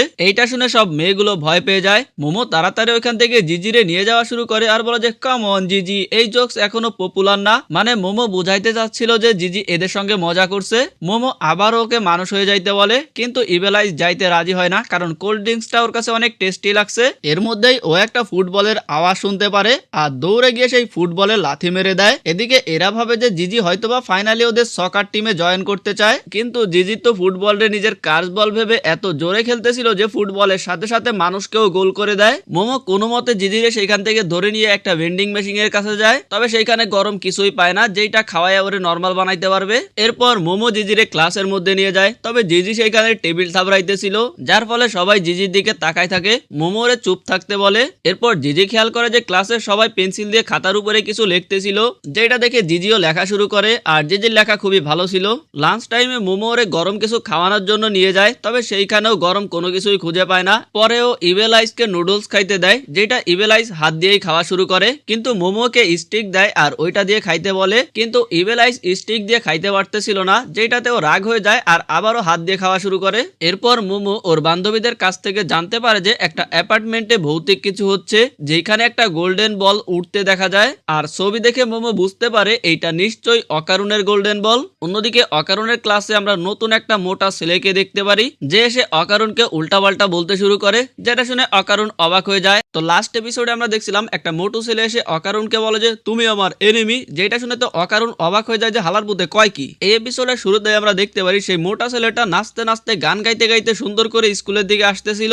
এইখানে অ্যাকচুয়ালি আমাদেরকে পুরনো কাহিনী দেখানো হচ্ছে। এর আগে যেই সিনগুলো আমরা দেখছিলাম আমরা সেইগুলোই আবার দেখতে পারি। এইটা হচ্ছে সেই দিন যেদিন অকারণ আর মোমোর মধ্যে বন্ধুত্ব হওয়া পরে অকারণ স্কুলে আসে আর মোমোর জন্য গেটে অপেক্ষা করে। আর ওই মোটা ছেলেটা এটা দেখে অবাক হয়ে যায় যে অকারণের মতন একটা বলদের জন্য মোমোর মতন একটা সুন্দর মেয়ে অপেক্ষা করে। আর এই দিনের পর থেকেই ওই মোটা ছেলেটা অকারণকে ফলো করা শুরু করে। এরপরে আমরা ওই সময়ের সিন দেখতে পারি যেখানে টিফিন টাইমে মোমো আর অকারণ একজন আর একজনকে খোঁজে। এই মোটা ছেলেটা তখন এদের ফলো করতে করতেছিল।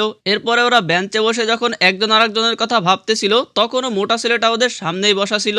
এরপরে মোমো আর অকারণের গুতা লেগে যখন কিস হয়ে যায় তখনও ওই মোটা ছেলেটা সেইখানে ছিল। আর এইগুলো কিন্তু আমরা সিজন 1-এ দেখতে পারছিলাম, বাট আমরা তখন জানতাম না যে মোটা ছেলেটা এদেরকে ফলো করতেছিল। আসলে মোটা ছেলেটা অবাক হয়ে যায় যে অকারণের মধ্যে কি এমন আছে যে মোমোর মতন একটা সুন্দর মেয়ে ওরে এত পছন্দ করে। আর এরপর থেকে মোটা ছেলেটা সব সময় অকারণের উপরে নজর রাখতো। অকারণ যেগুলো করে ওই মোটা ছেলেটাও ওইগুলো করার চেষ্টা করতো। আমরা দেখতে পারি এই মোটা ছেলেটাও অকারণের মতন সায়েন্স ফিকশন বই পড়ে। এরপর কাহিনী প্রেজেন্ট টাইমে আসে, অর্থাৎ যেখানে লাস্ট এপিসোড শেষ হয়েছিল। মোটা ছেলেটা অকারণকে বলে যে তুমি আমার এনিমি। অকারণ প্রথমে ইগনোর করে, ভাবে যে ওরে বলে নাই, কিন্তু ওই ছেলেটা বলে যে আমি তোমার সাথে কথা বলতেছি। অকারণ অবাক হয়ে যায় যে তুমি কি বলতেছো। মোটা ছেলেটা বলে যে এমনিতে আমার ছেলেদের প্রতি কোনো ইন্টারেস্ট নাই, বাট এটা কিভাবে সম্ভব যে মোমোর মতন সুন্দর মেয়ে তোমাকে পছন্দ করে? মানে তুমি তো দেখতে হ্যান্ডসামও না, আবার শর্টও, তারপরে তুমি মেয়েদের ভিতরে এত কিভাবে পপুলার? তোমাকে মোমো পছন্দ করে, ও আয়রাও পছন্দ করে, তাড়াতাড়ি আমাকে বলো কিভাবে? অকারণ বলে যে দেখ ভাই, আমি আসলে এত পপুলার না। তখনই এখানে মোমো দৌড়াই চলে আসে যে অকারণ ওইটা পেয়ে গেছি। আরো এসে অকারণকে বলে যে তোমার বল খুঁজে পাওয়া গেছে। অকারণ মোমোকে চুপ করতে বলার আগেই মোটু ভাই এইটা শুনে তো অবাক হয়ে যায়। মোটু ভাইকে দেখে মোমো বলে যে সরি, আমি তোমাদের কথার মাঝে চলে আসছি। মোটু ভাই বলে যে আরে কোনো সমস্যা নাই, আমরা কোনো ইম্পর্টেন্ট কথা বলতেছিলাম না। মোমো জিজ্ঞাসা করে যে তুমি কি অকারণের বন্ধু? মোটু ভাই বলে যে সবার জন্য ফ্রেন্ডের ডেফিনেশন তো এক হয় না, বাট যেহেতু তুমি বলতেছো হ্যাঁ আমরা বন্ধু।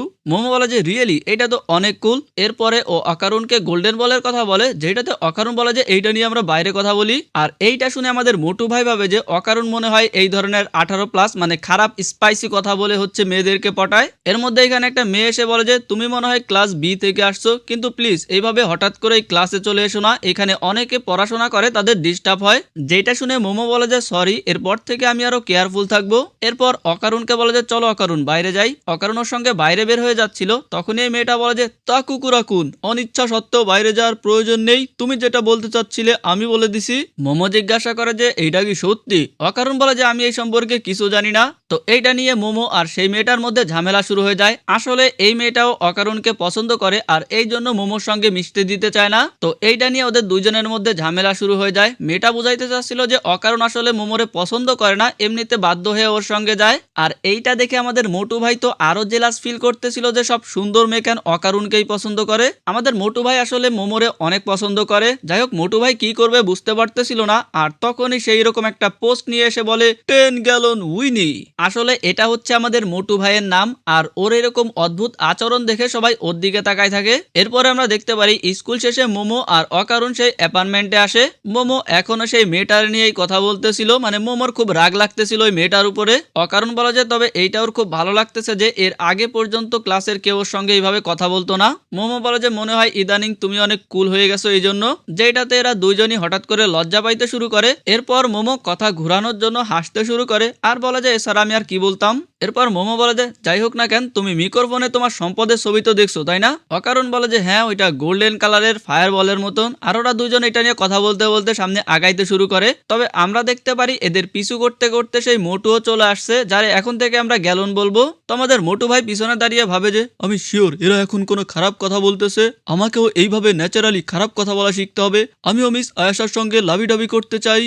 তখনই পাশে থাকা একটা টিনের ক্যানে ওর লাথি লেগে যায় আর বেচারা কট খেয়ে যায়। তো যেহেতু মোমো আর অকারণকে দেখে ফেলছে, বেচারা বাধ্য হয়ে বের হয়ে আসে আর বলে যে আরে কি কোইন্সিডেন্স, আমরা স্কুল থেকে বাসায় এক রাস্তা দিয়েই যাই। এর মধ্যেই আমাদের মোটু ভাই হঠাৎ করে হাওয়ায় উঠে যায় আর চারদিকের কালার চেঞ্জ হয়ে যায়। এরপরে রকেটের মতন মোমোর দিকে আগাইতে শুরু করে। বেচারা তো খুশি হয়ে গেছিল যে এখন যে আমার লিপস মোমোর সঙ্গে লাগবে, কিন্তু অকারণ টার্বোগ্রানি হয়ে মোমোকে সরাই ফেলে আর বেচারা মাটিতে গিয়ে পড়ে। আর মোমো ভাবে যে গ্যালন হচ্ছে অকারণের গোল্ডেন বলের স্পিডের ট্রু ফর্ম, কিন্তু তখনই অকারণ ওকে সামনের দিকে দেখতে বলে আর আমরা দেখতে পারি সেই গোল্ডেন বলটা ওদের সামনেই ছিল।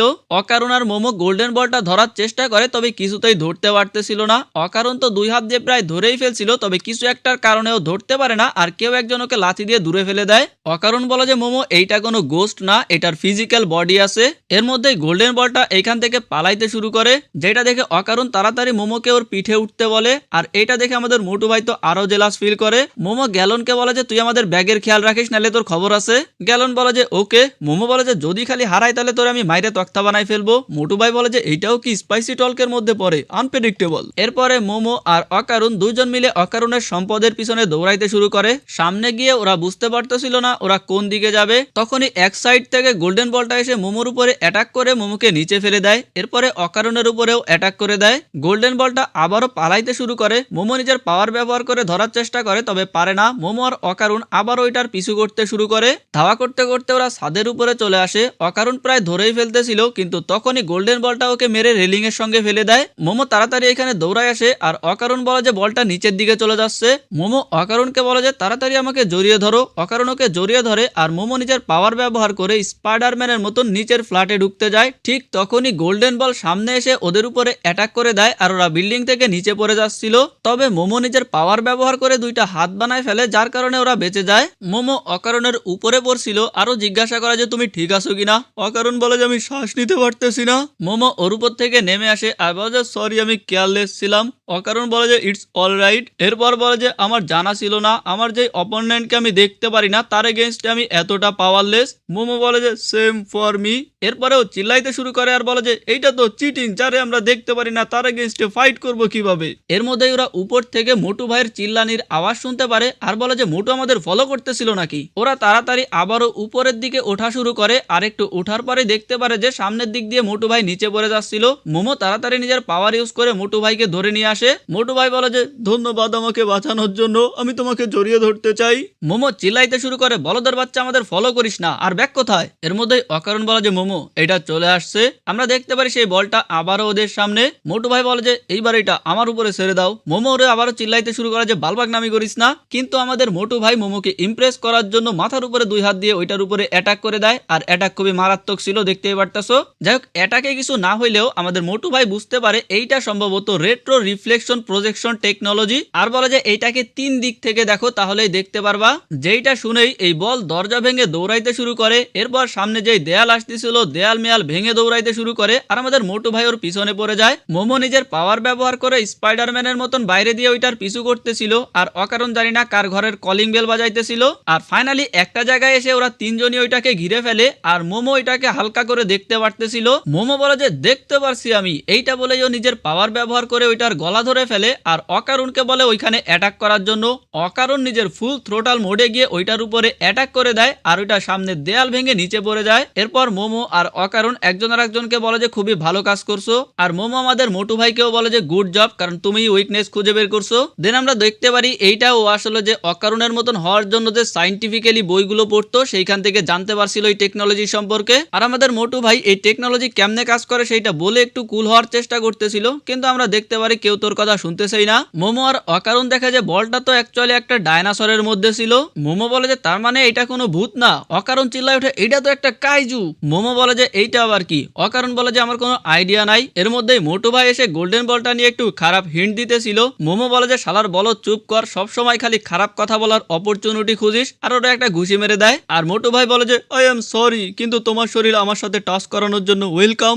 দেন মোমো অকারণকে বলে যে তোমার সম্পদ আমরা তখন দেখতে পারতেছিলাম যখন এটা ইনভিজিবল ছিল, বাট এইটা এখন দেখা যাচ্ছে না। এইটা শুনে আমাদের মোটু ভাই রাগ হয়ে যায় যে আমি তো এইটা নিয়েই কথা বলতেছিলাম, খালি আমি বললেই দোষ। মোমো বলে যে ঠিক আছে চলো তাইলে আমরা নিচে গিয়ে দেখি। আর যাওয়ার সময় আমাদের মোটু ভাই অকারণের কাছে লুচ্চা কথা বলার টিউটোরিয়াল চাইতেছিল, যেটা শুনে মোমো ওর পাছায় লাথি দিতে শুরু করে আর বলে যে শালার বলো তোর খালি এইটাই স্পাইসি ওইটাই স্পাইসি। কিন্তু তখনই পিছনের দিকে তাকিয়ে অকারণ অবাক হয়ে মোমোকে বলে যে হ্যাঁ সেশন। আর তখনই আমরা দেয়ালে সেই ভাঙ্গা জায়গাটা দিয়ে একটা বিশাল চোখ দেখতে পারি, যেটা দেখে আমার অ্যাটাক অন টাইটানের এই ওয়াল টাইটানের কথা মনে পড়ে গেছিল। যাই হোক এই চোখ দেখে তো ভয়ে এদের সবারই অবস্থা খারাপ হয়ে যায়। আমরা দেখতে পারি বাইরের সেই কাইজুটা অনেক বড় হয়ে গেছে আর ও দেয়ালে মাথা মেরে দেয়। এরপরে আস্তে আস্তে আরো বড় হইতে শুরু করে আর ফাইনালি এইটা অনেক বড় একটা কাইজু হয়ে যায়। এই কাইজুর আওয়াজ আয়রাও দূর থেকে শুনতে পারে। তখনই সেইখানে জিজি দৌড়ায় আসে আর আয়রাকে জিজ্ঞাসা করে যে আমি কিছু করছি কিনা, হঠাৎ করে সবাই গায়েব হয়ে গেছে। তো আয়রা বলে যে এইটাতে তোমার দোষ নাই, চলো আগে মোমোদের খুঁজে বের করি। ওরা মোমোকে খোঁজার জন্য আগাইতে যায়, তখনই দেখতে পারে যে মোমোরা উল্টো ওদের দিকেই দৌড়ায় আসতেছে আর মোমো চিল্লাইতে শুরু করে কাইজু ভাগ এই হানতে। আর মোমোদের পিছনে এত বড় কাইজু দেখে তো আয়রা আর জিজির অবস্থাও খারাপ হয়ে যায় আর সবাই মিলে এখান থেকে পালাইতে শুরু করে। কিন্তু আমাদের মোটু ভাই নিচে পড়ে যায় আর বলে যে আমি টানা এত দৌড়াইতে পারবো না। এর মধ্যে সেই কাইজু মোটু ভাইকে প্রায় পিষেই ফেলতেছিল, তখনই আয়রা আয়রা আর মোমো গাড়ি দিয়ে কাইজুর উপরে অ্যাটাক করে দেয় আর এই সুযোগে অকারণ ভাই গিয়ে মোটু ভাইকে নিয়ে আসে। এরপর মোমো জিজিকে বলে যে এই মোটুরে নিয়ে এখান থেকে পালাও। আয়রা বলে যে আমি লিডার, আমি অর্ডার দিব, ইন্দ্রজি এটারে এখান থেকে নিয়ে যাও। জিজি বলে যে ওকে। এরপরে মোমো বলে যে সবাই আমাদের বাসায় আবার রিগ্রুপ হবো। এরপরে জিজি এখান থেকে পালাইতে শুরু করে আর আয়রা নিজের চুলের সাহায্যে কাইজুর উপরে অ্যাটাক করে দেয়। তবে এইটাতে কাইজুর কিছুই হয় না। মোমো বলে যে এর আগে যখন ও ছোট ছিল তখন ওর কাছে ইনভিজিবল আর স্পিডের পাওয়ার ছিল, বাট এখন যখন বড় হয়ে গেছে তার মানে কাইজু এখন স্ট্রং হয়ে গেছে। এরপর আয়রা নিজের চুল দিয়ে কাইজুর চোখ বেঁধে ফেলে আর ওকে টেনে নিচে ফেলে দেওয়ার চেষ্টা করে, কিন্তু কাইজু নিজের ব্যালেন্স করে ফেলে। এরপর নিজের দুইটা শিংয়ের সাহায্যে ইলেকট্রিসিটির মাধ্যমে চারদিকে অ্যাটাক করতে শুরু করে। এরা বুঝতে পারতেছিল না যে এই কাইজুর কাছে এই টাইপেরও পাওয়ার আছে। অকারণ বলে যে এইটা স্পেস কাইজু। এর মধ্যে কাইজু আবারও জোরে চিল্লাইতে শুরু করে আর আয়রা নিজের চুলের সাহায্যে একটা গাড়ি উঠায় সেইটা দিয়ে কাইজুর উপরে অ্যাটাক করে দেয়। মোমো বলে যে খুবই ভালো কাজ করছো আয়রা। আয়রা বলে যে আমাকে নাম ধরে ডাকবি না, লিডার বল। মোমো বলে যে চুপ কর, একটা মাথা ব্যথা। এরপরে মোমো নিজের পাওয়ার ইউজ করে আরো একটা গাড়ি দিয়ে কাইজুর পায়ে অ্যাটাক করে দেয়, যার ফলে কাইজুটা ওইখানে পড়ে যায়। কিন্তু তখনই কাইজুরা নিজের লেজ দিয়ে ওদের উপরে অ্যাটাক করে দেয়, যার ফলে মোমো আর অকারুন নিচে পড়ে যায়। আয়রা বলে যে শালার বলদ, এটা হয়েছে কারণ তোরা আমারে লিডার বলিস নাই। আয়রা নিজের চুলের সাহায্যে পাশের একটা ক্রেনকে পেঁচায় ধরে আর বলে যে দেখ আমি তোদেরকে দেখাইতেছি যে আসল লিডার কিভাবে ফাইট করে। এরপরে ও সেই ক্রেন দিয়ে কাইজুর উপরে অ্যাটাক করে দেয়, যেটাতে কাইজু নিচে পড়ে যাচ্ছিল।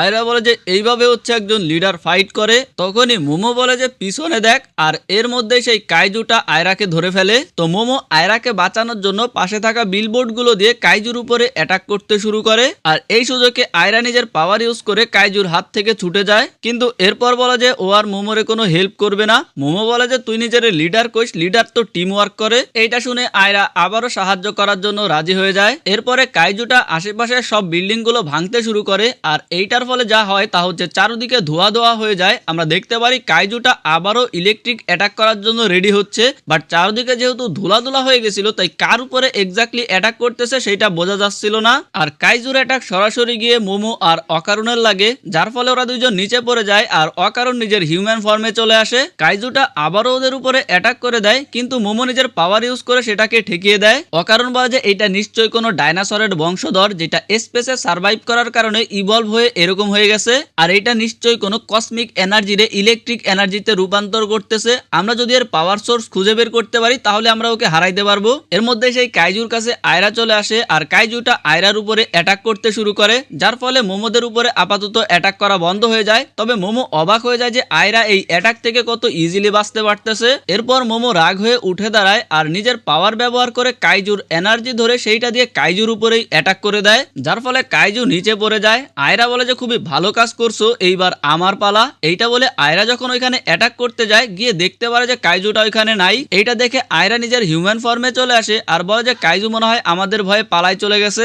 মোমো চিল্লায় উঠে যে শালার বলদ, পালায় নাই, ও আসতেছে। আয়রা বলে যে তুমি কি বলতেছো, এইখানে তো কিছুই নাই। তখনই আমরা দেখতে পারি মাটিতে সেই কাইজুর বড় বড় পা পড়তেছে। অকারণ আবারও টার্বোতে ট্রান্সফর্ম হয়ে আয়রার দিকে দৌড়াই যায় আর আমরা দেখতে পারি সেই কাইজুটা আবারও ইনভিজিবল হয়ে গেছে আর আয়রার উপরে অ্যাটাক করতে যায়। অকারণ বলে যে জাম্প, আর আয়রা ওইখান থেকে জাম্প করে আর অ্যাটাক থেকে বেঁচে যায়। আয়রা বুঝতে পারতেছিল না কি হচ্ছে। অকারণ বলে যে নিজের গার্ড ডাউন করো না, এটা ইনভিজিবল হয়ে গেছে, তুমি দেখতে পারবা না। এটা শুনে আয়রা আবারও ট্রান্সফর্ম হয়ে যায়, কিন্তু তখনই সেই কাইজু ইলেকট্রিক দিয়ে ওর উপরে অ্যাটাক করে দেয়, এরপরে মাথা দিয়েও গুতা মেরে দেয়। এটা দেখে মোমো চিল্লায় ওঠে যে আয়রার হয়তো বা দা ইন্ড হয়ে গেছে আর কাইজুটা আবারও জোরে চিল্লাইতে শুরু করে।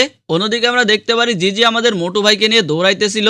মোটু ভাই তো বুঝতে পারতেছিল না যে কি হইতেছে। তখন জিজি বলে যে তোমার ঘাম আমার থেকে দূরে রাখো, যেটা শুনে আমাদের মোটু ভাই ভাবে যে আমার মতন একটা হ্যান্ডসাম ছেলেরেও অপমান করলো, আরো বালপাকনামি করে নিজের ঘাম জিজির সঙ্গে লাগিয়ে দেয়, যার ফলে জিজির ভিতর থেকে ইভেলাইজ বের হয়ে আসতে যায়। কিন্তু জিজি নিজের স্পিরিচুয়াল পাওয়ার কন্ট্রোল করে ইভেলাইজের আশা আটকে দেয় আর বলে যে বাইচে গেছে, কিন্তু এইরকমটা আর কইরো না। এইটা বলার সাথে সাথেই আমাদের মোটু ভাই এমন জোরে মাথা ঝাড়ি দেয় যে সব ঘাম গিয়ে আবারও জিজির উপরে পড়ে। সাথে সাথে ইভেলাইজ বের হয়ে আসে আর বলে যে তুই কে, তোর কি মরার ইচ্ছা হইছে? আমাদের মোটু ভাই তো ভয় পেয়ে যায় যে তোমার চেহারা এরকম চেঞ্জ হয়ে গেছে কেন। জিজি ওর কাছে থাকা ব্যাগটা জোরে ছুঁড়ে মারে আর বলে যে তুই আমার সামনে কেন দাঁড়ায় আছিস। এরপর জিজি এইখান থেকে চলে যাইতে শুরু করে, যেটাতে আমাদের মোটু ভাই বলে যে তুমি আমাকে রেখে চলে যাচ্ছ, মোমো এসেকে বলে দিলে তোমার খবর আছে। এইটা শুনে ইভেলাইজ ওর কাছে জিজ্ঞাসা করে যে মোমো কোথায়, যেটাতে মোটু ভাই বলে যে কি তুমি কি ভুলে গেছো, মোমো আমাদেরকে ওদের বাসায় দেখা করতে বলছে। এইটা শুনে ইভেলাইজ ভাবে যে আজকে মনে হয় আমার তাইলে ফাইট করার দিন। আরো খুশি হয়ে মোমোর বাসার দিকে দৌড়াইতে শুরু করে। অন্যদিকে আমরা দেখতে পারি আয়রার অবস্থা খুবই খারাপ আর কাইজুটা আয়রাকে ফাইনাল হিট করার জন্য রেডি হচ্ছিল আর অকারুন বলে ফুল থ্রোটাল। আর আমরা দেখতে পারি অকারুন ফুল থ্রোটাল মোডে গিয়ে আয়রাকে নিয়ে উপরের দিকে উঠে যায়। তবে উপরে গিয়েই অকারুন আবারও হিউম্যান ফর্মে চলে আসে আর ওরা দুইজনে নিচে পড়তে শুরু করে। মোমো নিজের পাওয়ার ব্যবহার করে দুইজনকে ধরে ফেলে, কিন্তু কাইজুটা ওদেরকে মশার মতন থাপ্পড় মেরে দেয় আর ওইটা থেকে ওরা কোনো মতে বেঁচে যায়। কাইজুটা আবারও ওদেরকে থাপ্পড় দেওয়ার চেষ্টা করে, ঠিক তখনই এসে ইভেলাইসের মারা সেই ব্যাগটা কাইজুর লাগে আর কাইজু নিচে পড়ে যায়। এই সুযোগে মোমো নিজের পাওয়ার ব্যবহার করে অকারণ আর আয়রাকে নিয়ে এইখান থেকে স্পাইডারম্যানের মতন হয়ে পালাইতে শুরু করে। এন্ড ফাইনালি ওরা নিজেদের বাসায় চলে আসে, যেখানে আসার পরে মোমো বলে যে এইখানে ব্যারিয়ার দিয়ে আছে, তার মানে এইখানে আর কোনো সমস্যা হবে না। এদিকে অকারণ দেখে যে আয়রা ওকে জড়াই ধরে রাখছে কিন্তু কোনো কথা বলতেছে না, আরো টেনশনে পড়ে যায় যে আয়রার কিছু হইল কিনা। কিন্তু মোমো খেয়াল করে যে আয়রা তো অকারণকে জড়াই ধরে ফিলিংস নিতেছিল। মোমো টান দিয়ে দুইজনকে আলাদা করে ফেলে আর আয়রা আর মোমোর মধ্যে আবারও ঝামেলা শুরু হয়ে যায়। এর মধ্যেই সেইখানে ইভেলাইস এসে বলে যে ও তুমি চলে আসছো, আমি এখানে অপেক্ষা করতেছিলাম, চলো ফাইট করি। অকারণ বলে যে না আজকে ফাইট করার দিন না। মোমো বলে যে হ্যাঁ আজকে তোমাদের ফাইট ডে না। যেটা শুনে ইভেলাইসের মন খারাপ হয়ে যায়। মোমো অকারণকে সাইডে নিয়ে বলে যে ইভেলাইসকে কি ফাইটে আমাদেরকে সাহায্য করার জন্য বলবো, কিন্তু অকারণ রাজি হয় না, কারণ ও ইভেলাইসকে শুধু ওর সঙ্গে ফাইট করতে বলছে। এখন যদি অন্য কারো সঙ্গে ফাইট করায় তাহলে পরবর্তীতে বলা যায় না কি হয়। এরপর অকারণ জিজ্ঞাসা করে যে মিস সেইকোকে বাসায় দেখতেছি না। মোমো জানায় যে সে একটা টিভি প্রোগ্রামে জয়েন করার জন্য বাইরে গেছে আর এইটাতে মোমো আরো টেনশনে পড়ে যায় যে শুধুমাত্র ওরা এই ফাইট করতে পারবে না। তখনই মোমো যেই দরজার সাথে মাথা রাখছিল সেইটা একটু চমকায় ওঠে, যেটা দেখে অকারণ বলে যে এটা কি হইলো আর ওরা দুইজন ভালো করে এটা দেখতে শুরু করে। অন্যদিকে সেই কাইজুটা আস্তে আস্তে মোমোদের বাসার দিকে আগায় আসতেছিল। এইটা দেখে আমাদের মোটু ভাই চিল্লায় ওঠে যে ওইটা এদিকে আসতেছে আর সবাই অনেক ভয় পেয়ে যায় যে ওরা এখন কি করবে। কাইজুটা মোমোদের বাসার অনেক কাছাকাছি চলে আসছিল আর আমাদের মোটু ভাই ভাবতেছিল আমি কি স্বপ্নে দেখতেছি কিনা। তখনই অকারণ দেয়াল থেকে একটা টুকরো বের করে আর মোমোকে ডাক দেয় যে এইটা তো ন্যানো স্কিন দিয়ে তৈরি, মানে এইটা আমি যেরকমটা বলছিলাম যে এটা ইমেজিনের মাধ্যমে হচ্ছে ওরা এটার একটা শেপ দিতে পারে। সো অকারণ ভাবে যে এইটা দিয়ে ওরা হয়তোবা কিছু একটা করতে পারবে। এরপরে ওরা সবাই ঘরের ভিতরে চলে আসে, তবে ওরা কি করবে সেটা বুঝতে পারতেছিল না। এদিকে আমাদের ইভেলাইজ ভাই দুঃখের টেবিলের তলে ঢুকে গেছিল। অকারণ প্ল্যান বলে যে এই ঘরটা যেহেতু ন্যানো স্কিন দিয়ে তৈরি, তো এই সম্পূর্ণ ঘরটাকে একটা ন্যানো স্কিন ইমেজিন করো, তারপরে এটারে আমরা একটা শেপ দিব। অকারণ কিছু একটা করার চেষ্টা করতেছিল আর সম্পূর্ণ ঘরটা পুরো রাবারের মতন হয়ে যায় আর দোলাদলি করতে শুরু করে। অকারণ বলে যে আমি ঠিক করে ইমেজিন করতে পারতেছি না বড় কিছু, এই জন্য এমন হচ্ছে। আর আমাদের আয়রা এই সুযোগেও অভিনয় করে অকারণকে জড়াই ধরার চেষ্টা করে, যেটাতে মোমো রাগ হয়ে যায় যে শালার আয়রার বাচ্চা ভালো হয়ে যা। এদিকে ঘরটা আস্তে আস্তে আরো ঘোষাই যাচ্ছিল আর চাপা খেয়ে সবার অবস্থা খারাপ হয়ে যাচ্ছিল। তখন আমাদের মোটু ভাই বলে যে যদি বড় কিছু ইমেজিন করতে হয় তাহলে সেইটা আমার উপরে ছেড়ে দাও। ন্যানো স্কিন মানে হইতেছে সায়েন্স ফিকশন আর সায়েন্স ফিকশন মানে আমি সেই লোক, আই এম কিন্তা সাকাতা। আর এরপরে আমরা সম্পূর্ণ ঘরে সেই এনার্জি চমকাইতে দেখতে পারি আর আমাদের মোটু ভাই এখানে ইমেজিন করতেছিল। তখনই এই ঘরটা পরিবর্তন হইতে শুরু করে আর এক একজন এক এক দিকে চলে যাচ্ছিল। অকারণ ভাইরে তো পুরো বাথরুমের ভিতরে নিয়ে যায়, মোমোরে উপরের দিকে নিয়ে যায়, এইভাবে এক একজন এক এক দিকে চলে যাচ্ছিল। আর এরপর আমরা দেখতে পারি এদের সবার কাছে একটা ড্রাইভিং সিটের মতন চলে আসে আর আশেপাশে অনেক কন্ট্রোলার চলে আসে, মানে রোবট যেভাবে কন্ট্রোল করা হয় আর কি। আর এরপরই এই ঘরটা একটা বড় বুদ্ধার মতন হয়ে যায়, তবে রোবট বুদ্ধা।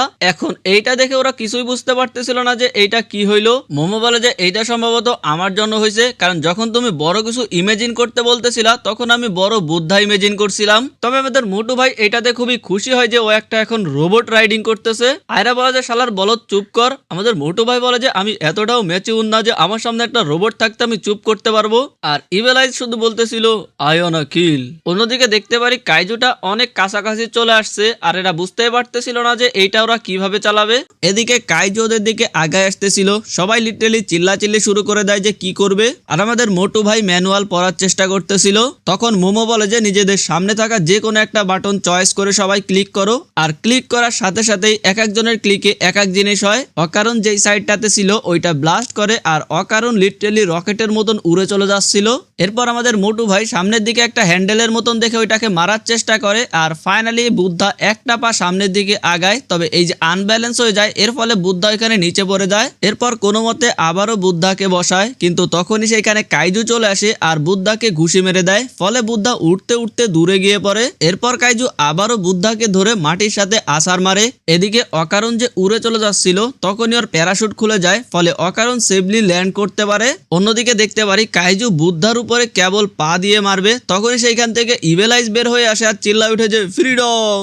আর তখনই কাইজু সেইখানে পা দিয়ে মেরে দেয়, যার ফলে ইভেলাইজ নিচে ডেবে যায়। তবে আমরা দেখতে পারি ইভেলাইজ আবারও সেই পা ঠেলে বাইরে বের হয়ে আসে আর পা ধরে ধাক্কা দিয়ে কাইজুকে নিচে ফেলে দেয়। মানে ভাই আর যা বলো আর না বলো, ইভেলাইজ কিন্তু অনেক পাওয়ারফুল। ইভেলাইজ চিল্লাই উঠে যে ফাইনালি আমি বের হয়ে গেছি, কিন্তু ওর পিছনে কাইজু অনেক জোরে পড়ে, যার ফলে শকওয়েভ তৈরি হয় আর ইভেলাইজ ওইটাতে উড়ে গিয়ে দূরে পড়ে। আর অকারণ দৌড়ে তাড়াতাড়ি ইভেলাইজের কাছে যায়। ইভেলাইজ জিজ্ঞাসা করে যে এগুলো কি তুমি করছো?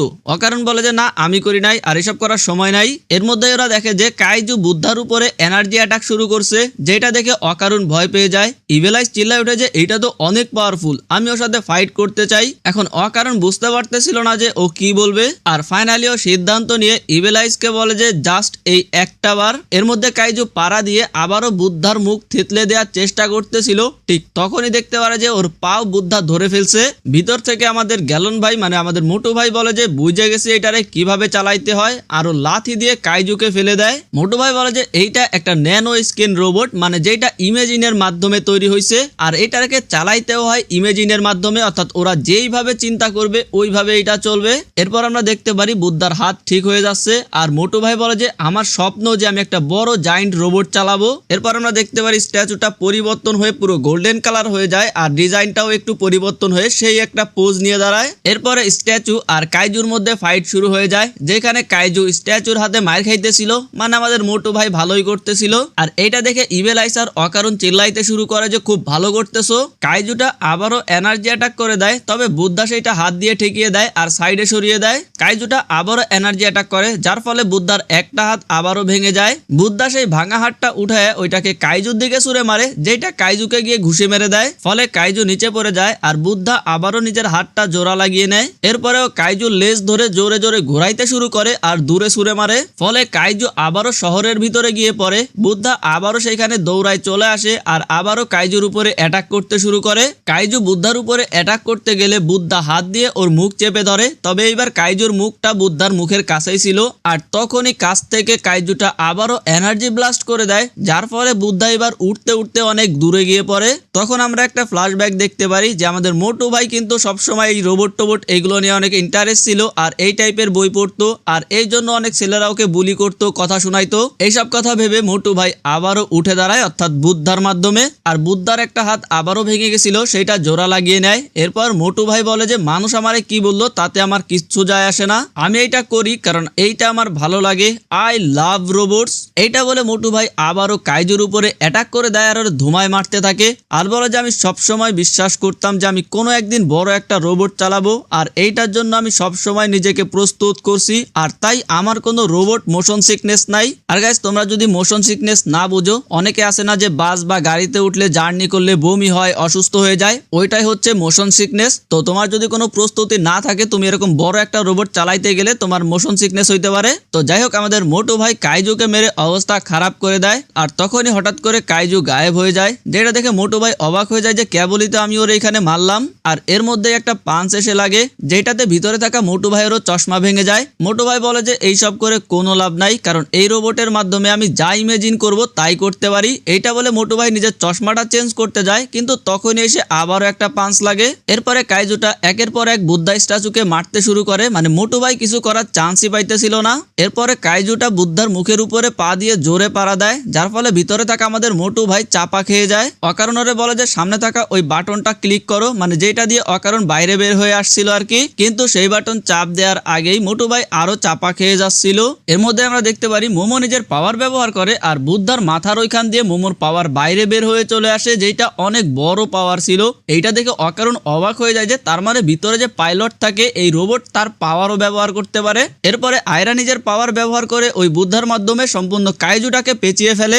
আয়রা বলে যে এইটার ভিতর থেকে তুই বের হইতে পারবি না। মোমো আয়রাকে জিজ্ঞাসা করে তুমি ঠিক আছো কিনা, আর এটারে যাইতে দিও না। এর মধ্যেই আমাদের মোটু ভাই আবারও চিল্লাইতে শুরু করে যে ওকে ওকে, এইবার বাকি কাজ আমার উপরে ছেড়ে দাও। তখনই মোমো আর আয়রা চিল্লাইতে শুরু করে যে শালার পুত তুই চুপ থাক, তোর আর কিছুই করা লাগবে না, তোর কারণে আমাদের মোশন সিকনেস হয়ে গেছিল। তবে এদের স্ট্যাচু এখনো পুরোপুরি ভাবে ঠিক হয় নাই আর কাইজুটা সেখান থেকে বের হয়ে যাচ্ছিল।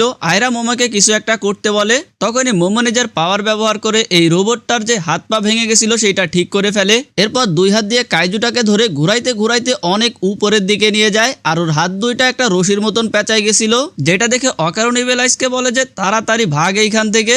এরপরে মোমো সেই কাইজুটাকে ধরে জোরে নিচের দিকে আছাড় দেয়, যার ফলে আশেপাশের জায়গা পুরো ধ্বংস হয়ে যায় আর সাথে সাথে সেই কাইজুটা আবারও আগের মতন ছোট হয়ে যায় আর জায়গাটাও আগের মতন হয়ে যায়। ফলে শহরের সবাই মোমো ওদের সেই স্ট্যাচুটা দেখতে পারতেছিল। সবাই তো অবাক হয়ে যায় যে ভাই এটা কি জিনিস আর কোত্থেকে চলে আসলো। মোমো অবাক হয়ে যায় যে আমরা ব্যাক চলে আসছি, কিন্তু ওরা কি করবে বুঝতে পারতেছিল না। তখন গ্যালন ভাই বলে যে ইমেজিন। তো মোমো তাড়াতাড়ি এটার একটা ইউএফও এর মতো ইমেজিন করে এখান থেকে বের হয়ে যায়। এরপরে মোমো এটাকে আবারও আগের পজিশনে নিয়ে বসিয়ে দেয়। তবে এইবার ঘরটা একটু অন্যরকম লাগতেছিল। আয়রা আর মোমোর তো মোশন সিকনেসের কারণে বমি আসতেছিল, কিন্তু আমাদের মোটু ভাই ইমোশনাল হয়ে কান্না শুরু করে দেয় যে আমি একটা রোবট চালাইছি। আমরা কিছুক্ষণ আগের সিন দেখতে পারি যেখানে অকারণ দৌড়ে এসে দেখতে পারে যে শহরের সবাই সেই বড় রোবটটা দেখতেছে আর সবাই এটা ছবি তুলতেছিল। তখন এটা ইউএফও হয়ে উড়ে যাইতে শুরু করে আর অকারণ পিছনে দৌড়ায় যে আমারে রেখে কই যাস। এর মধ্যে অকারণ শোনা যে মানুষ একটা কাইজু নিয়ে কথা বলতেছে। অকারণ দৌড়ে গিয়ে দেখতে পারে যে এইটাই সেই কাইজু। এখনো কি করবে বুঝতে পারতেছিল না। অকারণ তাড়াতাড়ি ইভেলাইজকে ডাকতে শুরু করে আর দেখতে পারে যে ইভেলাইজ একটা বিল্ডিং এর উপরে উঠতেছে। ও ইভেলাইজকে বলে যে তাড়াতাড়ি নেমে আসো, একটা কাজ আছে। কিন্তু ইভেলাইজ বলে যে আমি আর কিছুই করতে পারবো না, আমি আর একটা কাজও করবো না। এখন অকারণ বুঝতে পারতেছিল না যে ইভেলাইজরে ওইখান থেকে কিভাবে নামাবে। তখনও পাশের দোকান থেকে একটা মোমোজ কিনে আনে, যেটা দেখার সাথে সাথেই ইভেলাইজ উপর থেকে নিচে নেমে আসে আর ওইটাতে কামড় বসিয়ে দেয় আর সাথে সাথে ইভেলাইজ জিজি হয়ে যায়, কারণ মোমোজ গরম ছিল। অকারণ বলে যে তাড়াতাড়ি আমাকে কাইজু নিতে হেল্প করো। জিজি বলে যে কোথায় কাইজু, আমরা কি এটা হারাই দিছি? তখনই অকারণ পাশেই ওকে কাইজুটা দেখিয়ে দেয়, যেটা নিয়ে মানুষ খোঁচাখুচি করতেছিল। এরপরে এরা দুইজন ঘাড়ে করে সেখান থেকে কাইজুটা নিয়ে পালাইতে শুরু করে আর মানুষজন ওদের পিছনে পড়ে যায় আর ফাইনালি ওরা দুইজন মোমোদের বাসায় চলে আসে। তবে কাইজু আনতে গিয়ে এদের অবস্থা খারাপ হয়ে গেছিল, এরা দুইজনই হাঁপাইতে শুরু করে। তখনই ভিতর থেকে মোটু ভাই বের হয়ে বলে যে তোমরা অনেক লেট করছো, তোমরা দুইটা ইউজলেস, কোনো কাজের না। কিন্তু অকারণ মোটু ভাইকে ধন্যবাদ জানায় যে তুমি বুঝতে পারছো যে রোবটটা কিভাবে চালায়। মোটু ভাই খুব ভাবসাব নিয়ে বলে যে এইটা তো আমার বাহাতের কাজ, এগুলো আমার কাছে কোনো ব্যাপারই না। এরপরে অকারণ বলে যে আসলে ওরা একটা গোল্ডেন বল খুঁজতেছিল যেটার পিছনে এলিয়ান আর গোস্ট পরে আছে। যেটা শুনে মোটু ভাই শকড হয়ে যায় আর চিল্লাইতে শুরু করে যে আবারও সেই গোল্ডেন বল নিয়ে কথা। অকারণ বোঝানোর চেষ্টা করে যে এটা খুবই ইম্পর্টেন্ট ওর কাছে, কিন্তু মোটু ভাই আমাদের অকারণের কষ্ট বুঝতে পারতেছিল না। তখনই অকারণ খেয়াল করে যে কাইজুর মধ্যে দিয়ে কেমন একটা বিজলির মতন চমকায় উঠলো। তো অকারণ সেইটার মুখ খুলে ভিতরে কিছু একটা দেখে শকড হয়ে যায় আর পিছনের দিকে চলে আসে, যেটাতে ওরা জিজ্ঞাসা করে যে কি হইলো। অকারণ বলে যে ভিতরে মনে হলো যে একটা মেয়ে দেখলাম। মোটু ভাই বলে যে এটাকে একটা মানুষ খেয়ে ফেলছে নাকি। ও জিজিরে চেক করতে বলে, জিজি ভয়ে বলে যে আমি পারবো না। অকারণ বলে যে তোমাদের কিছু করতে হবে না, যেহেতু আমার গোল্ডেন বল আমি চেক করতেছি। এর মধ্যেই অকারণ খেয়াল করে যে ওইখানে একটা চেনের হুক আছে। তো অকারণ ওইটা ধরে এইটা চেইনের মতন করে খুলে ফেলে আর দেখতে পারে যে ভিতরে খুবই সুন্দর একটা মেয়ে শুয়ে আছে। আর আমরা বুঝতে পারি এই কাইজুটা আসলে ওই মেয়েটার একটা পোশাক বা স্যুট বলতে পারো, আর এই মেয়েটা একটা এলিয়েন। যাই হোক, এই মেয়েটাকে দেখে তো সবাই অবাক হয়ে যায় আর তখনই সেই মেয়েটার জ্ঞান ফিরে আসে। অন্যদিকে আমরা দেখতে পারি মোমো আর আয়রার অবস্থা খুবই খারাপ। ওরা দুইজন লিটারেলি মাটি দিয়ে গড়ায় গড়ায় বের হয়ে আসতেছিল। মোমো ওর হাতে থাকা ন্যানো স্কিনের টুকরাটাকে কেবল বলে যে তুমি আমাকে ঘর ঠিক করতে সাহায্য করতে পারবা কিনা। এর মধ্যে সামনের দিকে তাকায় যেটা দেখতে পারে, তোমরাই দেখো ভাই, আমি আর কিছু বলবো না। লিটারেলি এই এলিয়ান মেয়েটা অকারণকে কিস করতেছিল না ভাই, অকারণই লাইফ কাটাইতেছে। আমি তো হ্যালো গাইস করতে করতেই শেষ। আর এইটা দেখার পরে মোমোর অবস্থা কি হইতে পারে সেটা তো আন্দাজ করতেই পারো, আরো কি ইমেজিন করে সেইটাও জানি না, পুরো ঘরই ধ্বংস হয়ে যায়।